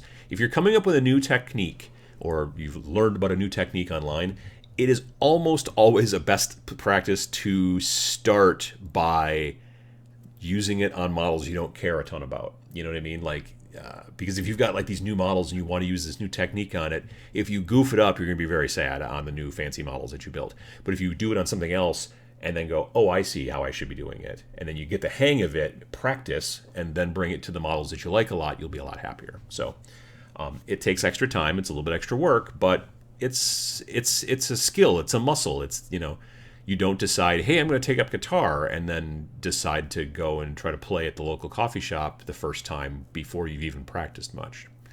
At least you shouldn't, I think. Zombie Boy says, enjoyed your 2019 awards. Great idea. Yeah, well, thank you. I kind of just was like thinking about it, and I thought, I haven't done that before, and I think I'll give it a try. And I didn't want to go through the whole thing of like, and the nominees are, or, I didn't want to make a huge production out of it. I wanted it to be something. I also didn't want to say there's like one thing that wins in miniature category and one thing that wins in the hobby category and one thing that wins in the game category. If I wanted to give awards away to 4 different games and 1 miniature and a website, great. I'll do that, which is kind of what I did. Well, I mean, there was a publication, a website, 3 games, and a model. So yeah, and I'll be doing it again next year. I think next year I might get some of those inflatable Mylar balloons that say 2020 and have them in the background. I was going to do that this year and then I forgot. Except they were going to say 2019. That would have made more sense. Eric Olson says, you're a big fan of Krylon camo paint. Have you tried Rust-Oleum's camo line? I have, because for a while I couldn't find the Krylon stuff, so I looked at theirs. It's okay. The problem is that the colors don't completely match between, like, if I had already used the dark brown from Krylon on something and now I use the dark brown from Rust-Oleum, those don't match each other, which I guess makes sense. They're 2 different companies. Any thoughts? Yeah, so that's kind of my thoughts about the stuff. It's not bad. I also like the tip on the Krylon better. It's a different type of tip and it sprays nicer, I think, personally. Also, there's no Krylon camo white. What camo color do you use with the black for Zenithal highlighting? Honestly, like if I'm gonna do black-white Zenithal highlighting, even if it's nice out and lovely, I still have a tendency to use my airbrush. If I want to use Zenithal highlighting and be doing it outside and using more of the camo colors, then I have a tendency to use like maybe I'll use the dark brown and then one of the tans as the Zenithal, or I'll use the dark green, which is not as dark as the brown, but in comparison, you know what I mean? But like the dark green with the light green sprayed over it, or I'll use the black and then like light green over it, or I'll use brown. There's all kinds of different combinations you can do to get that kind of Zenithal highlighting. But in that situation, it's not. So like with Zenithal highlighting black and white, what I'm normally doing is I'm doing the black and white thing, and then I'm using glazes, or generally actually secret weapon washes, which are technically glazes. I will then use those to do the main coloring. So what I've done is I've got a cape, let's say, on this Chaos dude. that now fades from white to black. Then I throw a green glaze over it, and now it looks like I faded it from light green to almost blackish green at the bottom, and I didn't have to be a pro, a wet blender to make that look good. So that's one of the benefits, but you're putting a relatively transparent color over it. When I paint other stuff, let's say I'm painting Imperial Guard, I will start off and paint them of the 2 tan colors. I'll prime them all in the darker tan color and then dust them from above with the lighter tan color. What I have done now is I've taken the tan of their clothing and given it a built-in highlight. So it's lighter tan here and darker tan underneath and whatnot. And then I go through and I paint their boots boot color, and I paint their faces face color, and I paint their hats hat color, and their guns gun color, and whatever. But I don't have to go through and blend their outfits because they're pre-blended with my Zenithal. And that's kind of a nice thing to do too. With my Death Guard, I actually got a little weird. I sprayed them first the dark green color of the 2 different greens that are in the camouflage, and then I used the light tan color from the 2 different tan colors and sprayed them from above. Normally, you would not go from a warm color like tan to a cool color like green, but I want them to look kind of sick and weird, because they're Death Guard. And so I wanted that sort of tan to green, and then I did go over with a camo wash from either GW or the Army Painter, one of the 2. Army Painter's got one, I think, that's called Military Camo or Military Green, and the GW's got something, I forget, Camo Shade. I forget what the first word is. It's one of their words. And so, yeah, and then that basically gave me a good base, and then I just started doing all the detailing off of, based off of that.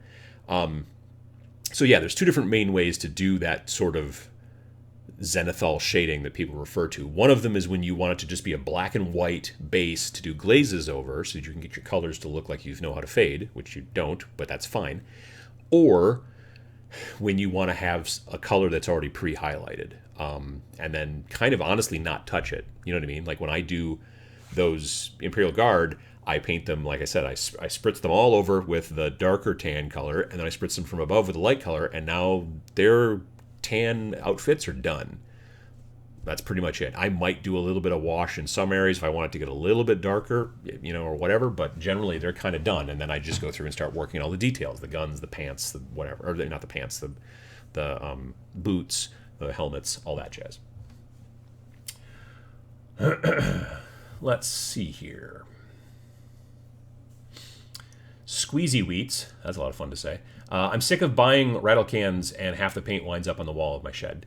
That's a big problem with rattle can to some degree, is that you're using a lot more paint than you would with an airbrush. Airbrush is much more focused. That's another reason why I like I can paint an entire model with like if I needed, I gotta prime this guy with a Vallejo airbrush primer, and I can use 5 or 4 drops and paint probably 2 guys, maybe more. You know what I mean?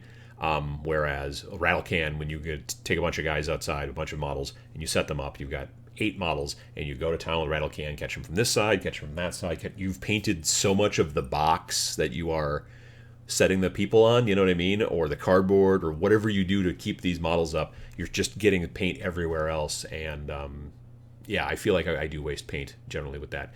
With terrain, it's a different story because terrain is generally bigger. Like I don't want to paint like a 2 foot by 2 foot like 3-dimensional Realm of Battle board with an airbrush too much, because that's going to take forever, rattle cans would be better for that, but for models, that's another thing, is I feel like I waste a lot less paint. So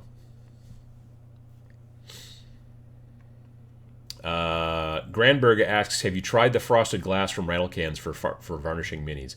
I haven't yet. I own a can of it. I just haven't found models that I want to test it on yet. Also, every time I've thought about it, it's either been way too humid or too cold.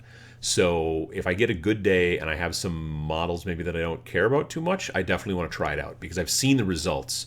I learned about it a couple of years ago at Adepticon. I was talking to a guy named Joe who worked for Death Ray Designs, and he showed me a bunch of his Frostgrave models that he had dull coated basically with this frosted glass stuff, and I was pretty impressed by it, and so that's why I want to try it, and I bought a can of it, but I just haven't gotten the chance to try it out though yet.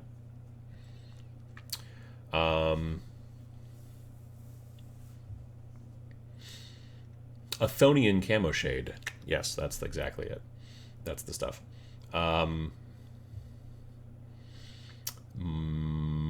Matthias says, have you tried Citadel contrast paints yet? Yes, I have. I think at this point I've tried all of them now. I've got favorites. I've got least favorites. I do want to make a video about that now that I've had the chance to kind of really spend some time with some of this stuff. I didn't make that video like right away when the first came out because I didn't have the time. I was doing TMX, and then I was doing immediately after that I had to go to Ohio for the Gamma or Origins. And then right after that, I went to Mini Wargaming's grand opening in Canada. So that month of June, I was just gone, most of it. And that's right when the stuff came out. Actually, I received the set of the contrast paints from GW during TMX. Speaking of TMX, I have not made a new graphic yet, but I kind of modified the old graphic. It's a long story. Anyway, so the address, the dates for TMX 2020 are thus. It's June 7th and 8th of 2020 here in Oshkosh, Wisconsin. You can go to tabletopminions.org/TMX, where you will still find the old date because I haven't updated it yet, but you'll be able to find all the rest of the information, like where it is. There will be a bunch of events in there. Those are last year's events, so ignore those. I'll be fixing all that stuff on the website and fixing this graphic and all that jazz very soon. But I did want to let people know that June 6th and 7th, 2020 is the date for TMX this year. TMX, Tabletop Minions Expo, is a little tiny mini convention that I run. This will be the 4th or the 3rd or 4th. I'll have to look it up. It's fun. I mean, it's real small. Last year we had 70 people, but it's like a little party, and we basically, there's no tournaments, there's no competitions. It's basically sit down and learn how to play games maybe you haven't tried before. It's all demos and things like that. And also I'm thinking this year, instead of having a painting contest, we're going to just have an art show. So bring a model, set it up. There will be no winners, but everybody will get to see what you're doing, and that'll be a lot of fun. So I'll have more information about that as well soon. But if you want to put it in your calendar or whatever, again, it's Oshkosh, Wisconsin, at the University of Wisconsin-Oshkosh, and it's June 6th and 7th, 2020. I had to scrape out last year's date so it wasn't confusing. So yeah, there's that coming up. What the heck was I talking about? TMX. Is there a painting competition at TMX? No. But like I said, I think we're going to do an art show. So that'll be fun. Let's see here. JP got rockets. Adam, how's your mom been gone a few weeks? Is she feeling better? Like I said, I kind of mentioned this before. She's still no weight on the leg. Got the knee immobilizer on, still in a wheelchair. She's at a different facility now that's a little bit more, what do you call it? Like a assisted living. It's like a little mini apartment and stuff like that. So it's not as much like a hospital room like the old place was. But she's got a doctor's appointment Monday or Tuesday, and hopefully we will find some good news that she can start to put some weight on it a little bit. I remember what I was talking about before. TMX contrast paints. Yeah, so my favorite contrast paints, honestly, right now, are the Apothecary White and the Black Templar. Those are awesome for painting stormtroopers. So I did that video about quick and easy stormtroopers. It was mostly done in those two colors. Those colors are great for that kind of thing. A lot of the browns are good. A lot of the greens are good. A lot of the colors work better on organic models. These are all things you've probably heard if you've watched other videos. There's a couple of colors that I really dislike. My least favorite color is the Ultramarine Blue. And it's not that the color itself is bad. The blue is a fine blue. It's just it does not do what contrast paints are supposed to do. No matter how much I shake it, like I have an electric shaking machine thing that I put and it's like plugs into the wall. It's not even battery powered. It's monstrous.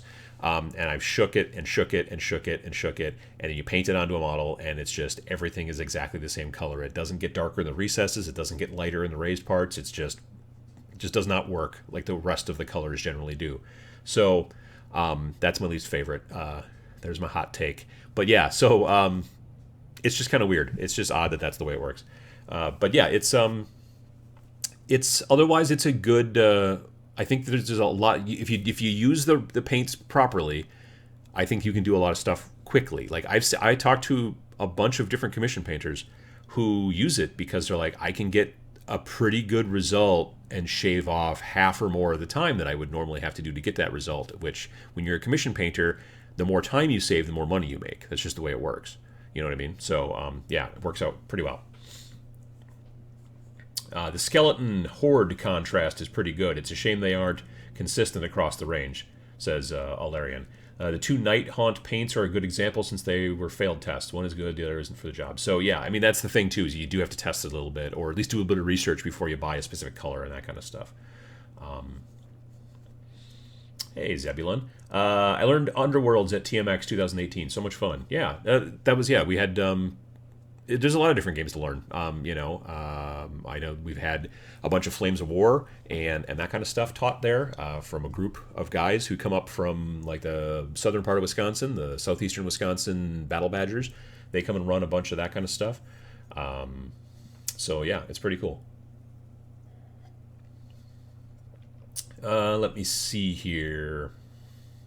Atomic Spoon says, if my health will chill out, I might make the journey to Oshkosh from Florida. Well, that'd be kind of fun. Absolutely. Dark Angel Green is another one that's just one color regardless, unless you thin the heck out of it. Yeah, see, and that's kind of the idea, is that you don't normally thin those. Like, that's the whole point, is that you're designed to... It's supposed to be one thick coat out of the bottle. Yeah, I didn't particularly... It's not as bad, I don't think, quite as the Ultramarine Blue, but yeah, the Dark Angel Green's not great either. Which is a bummer, because I kind of wanted to do a bunch of Dark Angels. Not a bunch. I wanted to do a kill team of Dark Angels, which would be relatively small in comparison. And I was thinking, well, I'll just use the Dark Angel Green. But yeah, it is pretty much solid, like just one shade. So that's kind of a bummer.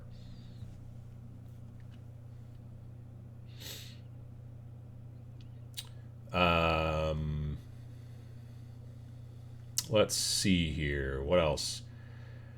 Contrast reds are great. Yeah, I've had good luck with... Oh, I can't think of the color now. I used it on a bunch of Hex Wraiths on their cloaks. Or their horses' cloaks. I forget which, but I know I used it on my Hex Wraiths. Modest Almighty says, contrast paints helped give me the confidence to get into the hobby. I love them, especially like experimenting with them over different metallic paints. Yeah, they do look cool over metallics, that's true too. And that's what the contrast paints are designed to do, is to help you, I guess, trust yourself a little bit more quickly, so that you can get decent results as a beginner. But the thing is, they're not just made for beginners. There's, like I said, I've got friends who are commission painters who use them all the time, because they also can, in a lot of situations, help just shave time off on a paint project. I've used them on, well, like I said, I used them on all like 28 space stormtroopers. Yeah, and well, not just on the white ones too. I also used them on the scout troopers and the snow troopers that I did, because I painted my scout troopers and snow troopers to be more of a desert theme. And then I didn't use it for the main portion of their bodies, but for all of the parts where you would normally see the under armor from a stormtrooper, like on the elbows and all that stuff. Instead of using black, I used Wildwood, which is a contrast color that's a super, super, super dark brown, but it worked great, just as well as the Black Templar stuff did that I used for the gun. I still did their guns and stuff like that in Black Templar, but I basically made it so like the undersuit, the under armor that they wear underneath the regular plastic armor, that stuff is like I said, I decided to go with brown on that because it matched then the tan of their armor.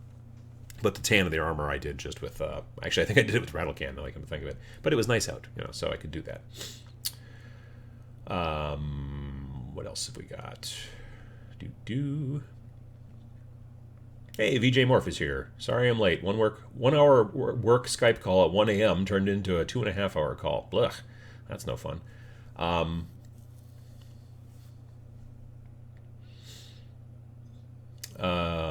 Hex Wraiths for when you want their sides to get stuck together and play do-si-do. Yeah, that they are a little hard to move around on the board sometimes. Josh says that a buddy of mine used the brown contrast paints on the wood grain bits of the black coach, and it looks really good. Yeah, no, the browns are a great looking color. Most of them are. The greens are also really, really good. J Solo Arts says that Iandan yellow works really excellent for blonde hair. That totally makes sense. Flesh Tearers Red gets a big thumbs up from me. Held off on painting up some of my Primaris for my son until it was released and was not disappointed. Nice, nice. Excuse me.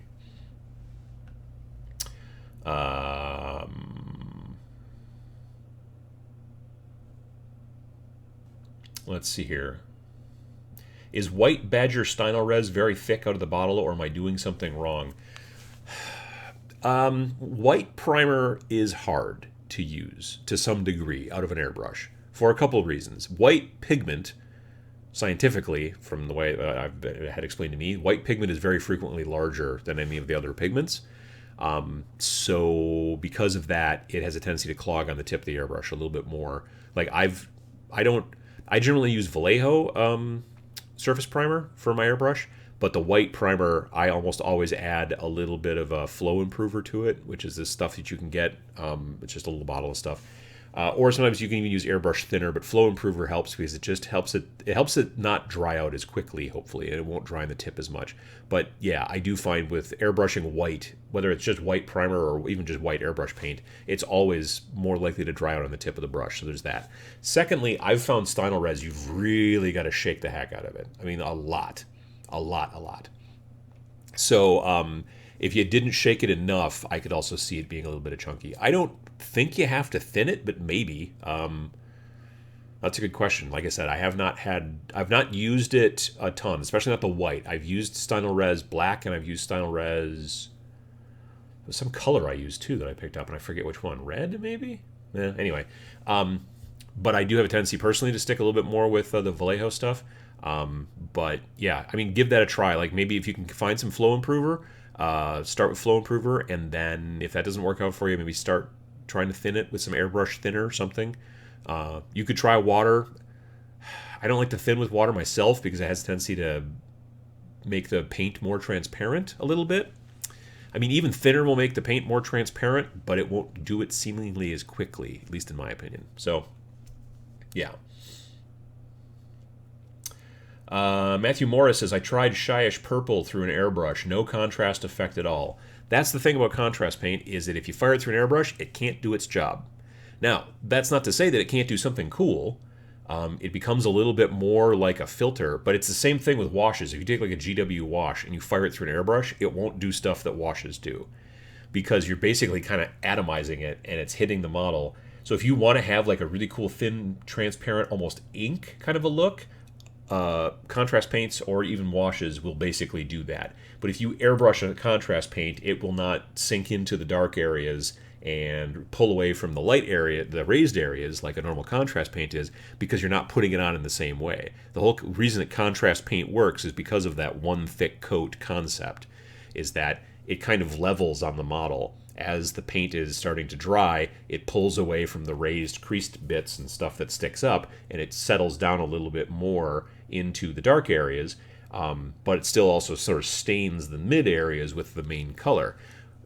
Washes, if they're working properly, don't stain the mid areas nearly as much, and they basically just rest into the low areas and then get darker. But when you airbrush either of those, you're making the little tiny particles basically dry on the surface almost immediately after they hit. So yeah, contrast paints will not do contrast paint things when fired through an airbrush, but they're still kind of cool for last time I used contrast through an airbrush, I was building a piece of terrain and I wanted it to look darker on the bottom. You know how like when you see a house or something like that, and like it's been raining a bunch, and then like or anything along those lines, where like the water's been running down the side of the house or off the roof and then hitting the dirt and then splashing kind of dirt back up onto the house, and you get that sort of just like darker fade from the dirt up, and then it goes back to the normal color of the house or the building or whatever. I wanted that dark along the edges, so I used some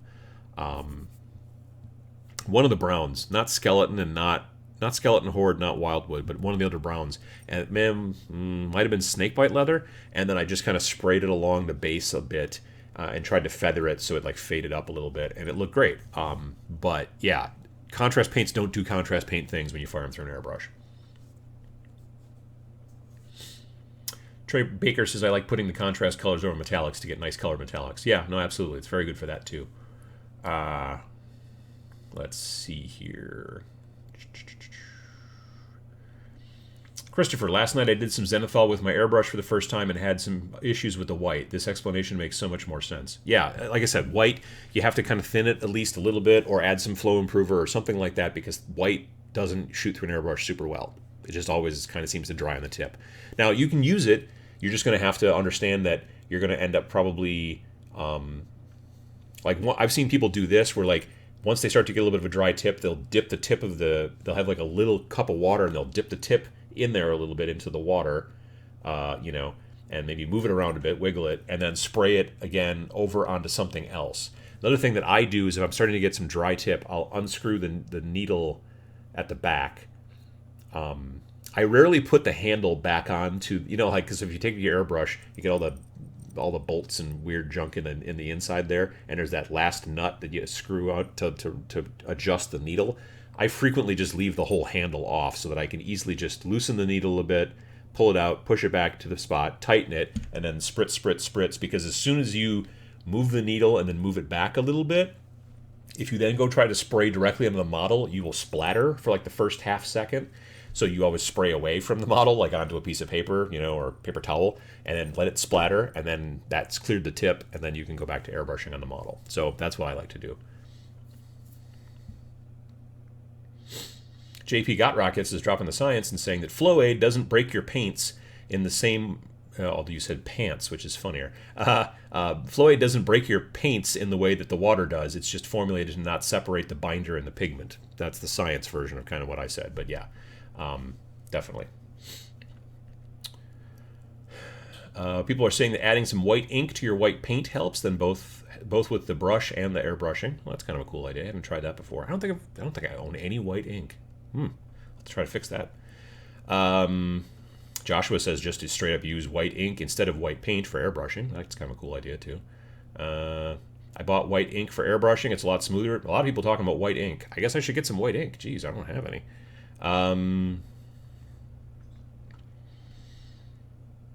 Christopher says, by the way, I have to say thank you for all you do in this community. This channel is a huge part of how I got into the hobby. Well, thank you very much. I appreciate it. Definitely. A lot of people talking about white ink. I should get some white ink, I guess. I should talk about stuff that I'm planning on doing for 2020 in the channel, since that was kind of the subject of today's shoe right there. So this image, if you look at it, is, first of all, it's the title image, but you'll notice it's this weird little room. It's got a giant honking sticker with the logo on the wall. There's some banners back there, too. There's a table. This is a shot that I just took. I did a bat rep on Friday, so it didn't turn out great. It's my first, it's one. Well, it's not really my first. Technically, the one that I did with moderator Matt was my first, but the big benefit to the one that I did with moderator Matt was that he ran the show. Like, I was filming, but he was basically giving me a demo to Wreckage that he had given hundreds of times in the past at conventions and stuff like that. So it was super simple for me to just basically film and kind of play along. In this situation, the video I did on Friday, I was playing with my friend Josh, who is Warstein Studios. If you look up Warstein Studios on Instagram, you can see a bunch of his amazing work. And he's not really played much Kill Team at all, maybe like one game. So we were, it was like, I'm kind of trying to teach him Kill Team a bit, and also trying to keep the camera in focus, and also keep it, it's hard. Good bat reps are hard. So I will release the bat rep, probably. 98% sure I will.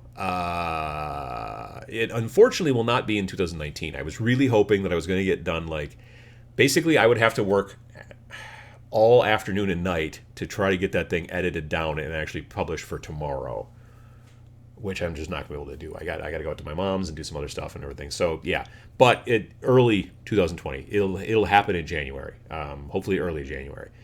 There will be parts that'll be out of focus. There will be parts that we get wrong in the rules, which we kind of caught. I'm going to try to fix that. But it's something I'm going to try. I honestly don't enjoy doing it. I did not enjoy making that bat rep. It was hard. And I don't think that the overall, been looking at the footage, and I don't think it was worth it. But I've had people in the past asking for it, so I want to give it a try. So we'll see. if I can kind of figure out some ways to make it a little bit easier, a little bit better, that'd be great. I just don't think there's going to be a big benefit to the channel for me to do it, but I'll give it a try. So that's one thing I'm doing in 2020, is trying to give that a try. So we'll see how it works out. Let's see. Like, I've got other folks lined up that I want to do battle reports with, local around here, who are all good painters and stuff like that. So that'll be fun, but we'll see how it goes. Again, just like no one should expect that their first miniature is amazing, I can't really expect that my first battle report is amazing, so I get that. But it's tough. So trying to figure that out. That's one thing I want to get done for 2020. Like I said, probably traveling just a touch less than I did in 2019. Partially from necessity and also partially just because I traveled a lot in 2019. And so I'd like to maybe not do quite as much. I guess I should have thought more about this before I came up with the subject. Like, I was like going to talk a lot about the battle report. But yeah, we'll see how it goes. Hey, Matt Ridley. He's in here. Off to see the Packer game. Happy to finally catch a live one again. Been a while. See a bunch of you at TMX. Matt Ridley from Game 4. Matt, I will see Matt tomorrow at work. But yeah, I just happened to notice the name as I was glancing down. So yeah, that's going to be the idea. Hopefully, is to try to expand some things that way. Like I said, I want to do some videos about kit bashing. I'm going to be doing that video soon about companies that make bits. Like, we did that video a while back where I asked people to say, hey, tell me about the bits manufacturers that you like. I'm going to make that video coming up very soon. But yeah, I don't know what other kind of stuff are people looking for from the channel. I am kicking around the idea a little bit more of, in 2020, number one, this all is hopefully going to move into the basement, so that'll be a new experience. I'm kicking around doing a little bit of Twitch streaming, but probably doing video games. But probably doing video games that are based off of miniatures games. Like, I don't know. I like, basically the little bit of Twitch streaming that I do want to do is, I've already got the name for it, and it's going to be called Uncle Adam's Paint Break. And it's going to be something that I do when I'm like, my eyes hurt from painting and I want to look at something a bit further away. And so, but I've been playing Chaos Bane a little bit here and there when I get the time. Chaos Bane is a kind of a Diablo clone, but it's based off of Warhammer Fantasy Battles. And so that's kind of fun. But it's also kind of buggy on the PS4, but whatever. So I don't know. I might try doing a little bit of that. It won't be like, I won't become a big Twitch streamer. I won't be doing it all the time. I probably will barely have a schedule. It might be one of those situations where I'm like, okay, I think I'll be doing it on Wednesday night at this time, and I'll let you know that a couple days in advance. But then I won't necessarily be doing it Wednesday night next week or whatever. You know, my schedule just kind of doesn't allow for it. But I would like to give that a bit of a try once I get all this shenanigans moved downstairs, because then I'll have two PCs down there, so I can use one as a capture PC. I'll have my PS4 Pro down there. I'll have a TV. It's gonna be fancy. So yeah. Let me see here. Kill T O'Neill says that Kill Team bat rep you did for Kill Team was great. I haven't done a Kill Team. Well, I was in a Kill Team bat rep for Wargamer Girl, but that was just me playing. Like, I wasn't running anything there. That was her husband Tommy who was running that show. Sadly, I haven't. Yeah, I filmed a Kill Team bat rep on Friday, but you guys haven't seen anything from it yet. But otherwise, I haven't really been in any other ones that I can think of. Well, I mean, there was the one at there was the one again at Mini Wargaming. That's true. That was a lot of fun. But again, that was Matt, who has filmed thousands of bat reps, cranking us through that, and that was good. So that was a lot of fun. So, but it's hard to do. It's hard to do. As far as Noob Painter, you said something, but then you retracted it. It was something about Gaslands. We're doing a Gaslands bat rep. I'd like to do that. I think that'd be kind of fun, maybe. So yeah, we'll see how that works out. Sam Hinchy says, Uncle Adam, I'd like it if you did a little bit more on historicals. I just don't play any historicals, and I don't. Yeah, that's a real tough one. I just don't. I don't play them, and I kind of, to some degree, almost don't even enjoy them much. I think it's because, as I've been thinking about it, I think it's because those things technically really happened. You know what I mean? Like, stuff in Starbreach, stuff in 40K, stuff in Gaslands, none of that happened.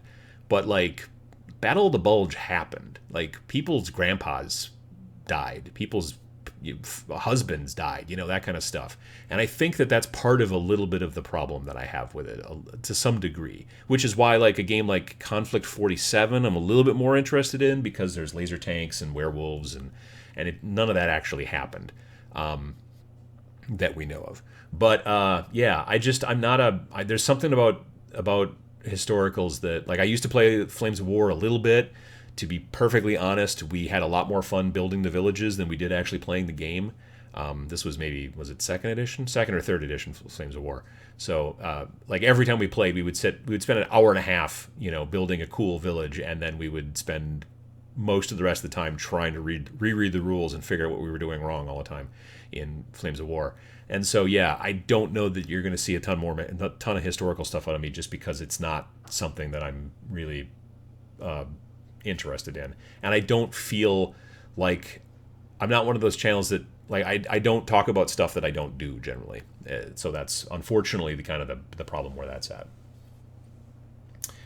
Edie Minis says, "Oh, hyped to see you streaming on Twitch." Well, again, we'll see. I will probably never be painting on Twitch, because when I paint, I like hunch way over and I'm quite close to stuff, and there's no good way to get a camera in there, and that's just problematic. So, and also I generally listen to audiobooks or podcasts, so I can't, like, I can talk right now to you folks here quite easily, but I'm not doing anything else. If you go back to the very first one of these that I ever did, even back before it was called the Every Other Sunday Show, I was trying to build those plague rat guys. What the hell are they called? The ones that have the staff and the robes, the Skaven dudes. Plague priests? I don't know. I couldn't even build those guys and talk at the same time. I'm just not, like, when I watch people like Edie Minis or Sam or any of those other people who are answering a chat, talking, painting, doing all that stuff, all that multitasking is awesome, and it's great to watch. I'm just not great at it. So Emily says that cello and cats do bring joy to the Sunday show. I mean, you'll still hear the cats, because you'll hear them through the ceiling, because they'll be running around upstairs.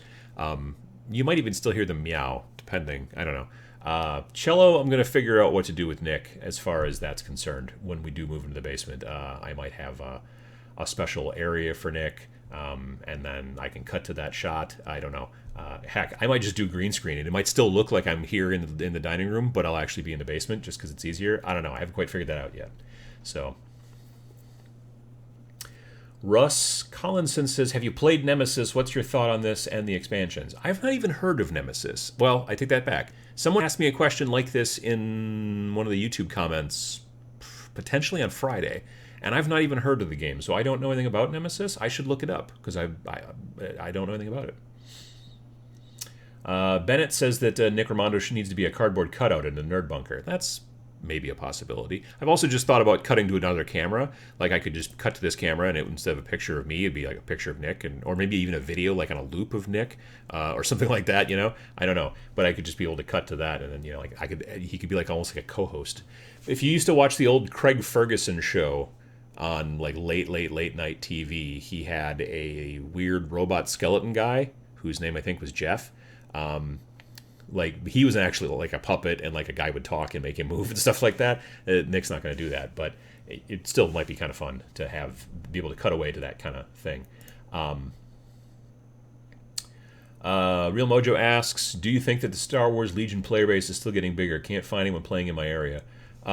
Yeah, it does seem to be getting bigger. I'm seeing more and more people talking about it on like Facebook and things like that. I know a lot of people got it for Christmas, because I'm part of the Star Wars Legion Facebook page or whatever, and there's a lot of people posting pictures of like, "Hey, I got this box set, or I got that," and so a lot of people got it for Christmas. So definitely, you're gonna keep seeing it going that way. So, but yeah, let's see here. Noob Painter says, "You're going to bring us all to the studio to do a Gaslands bat rep at TMX 2020, right? Then the motorcycle noise will be fitting." I don't know that if everybody from, even though it's a very small convention, I don't think that we would all fit in the studio. The studio is actually quite small. I mean, the actual this built this room is actually quite small. It's good enough for 2 people to be in and play. This is a 4x6 table. That's fine, but it's still a little tight. But the rest of the studio itself is also a little tight. So anyway, yeah, 2020. I'm looking forward to it. I want to do some things with the channel. I want to try some different things, but I'm gonna just try to keep doing what I've been doing to some degree as well. Oh, the camera locked up. Well, that's the end of the show, isn't it? But anyway, yeah. So unplugging, plugging back in. We'll see if that works. Yeah, definitely looking forward to 2020 and trying to do some new things. Trying to do some new things with my hobby as well. I want to start doing transfers a little bit more. I'm going to be releasing some more shirts and different products like that. I'll give you a little quick. The people, the regulars on Patreon, they have seen this a little bit already, but I've got myself a little beanie here that says Pachow. That'll be going on sale in the next month, January. Yeah, that's what we call it. So anyway, yeah, just want to keep moving, keep doing things, but not change things up too much, and just keep producing content and see where it goes. So yeah, I hope everybody has a good end of the year, good New Year's, stay safe, and we'll see you in the next year, in the next decade. We'll see you in 2020. And I hope that you folks have a good, safe holiday for the end of the year, and keep painting.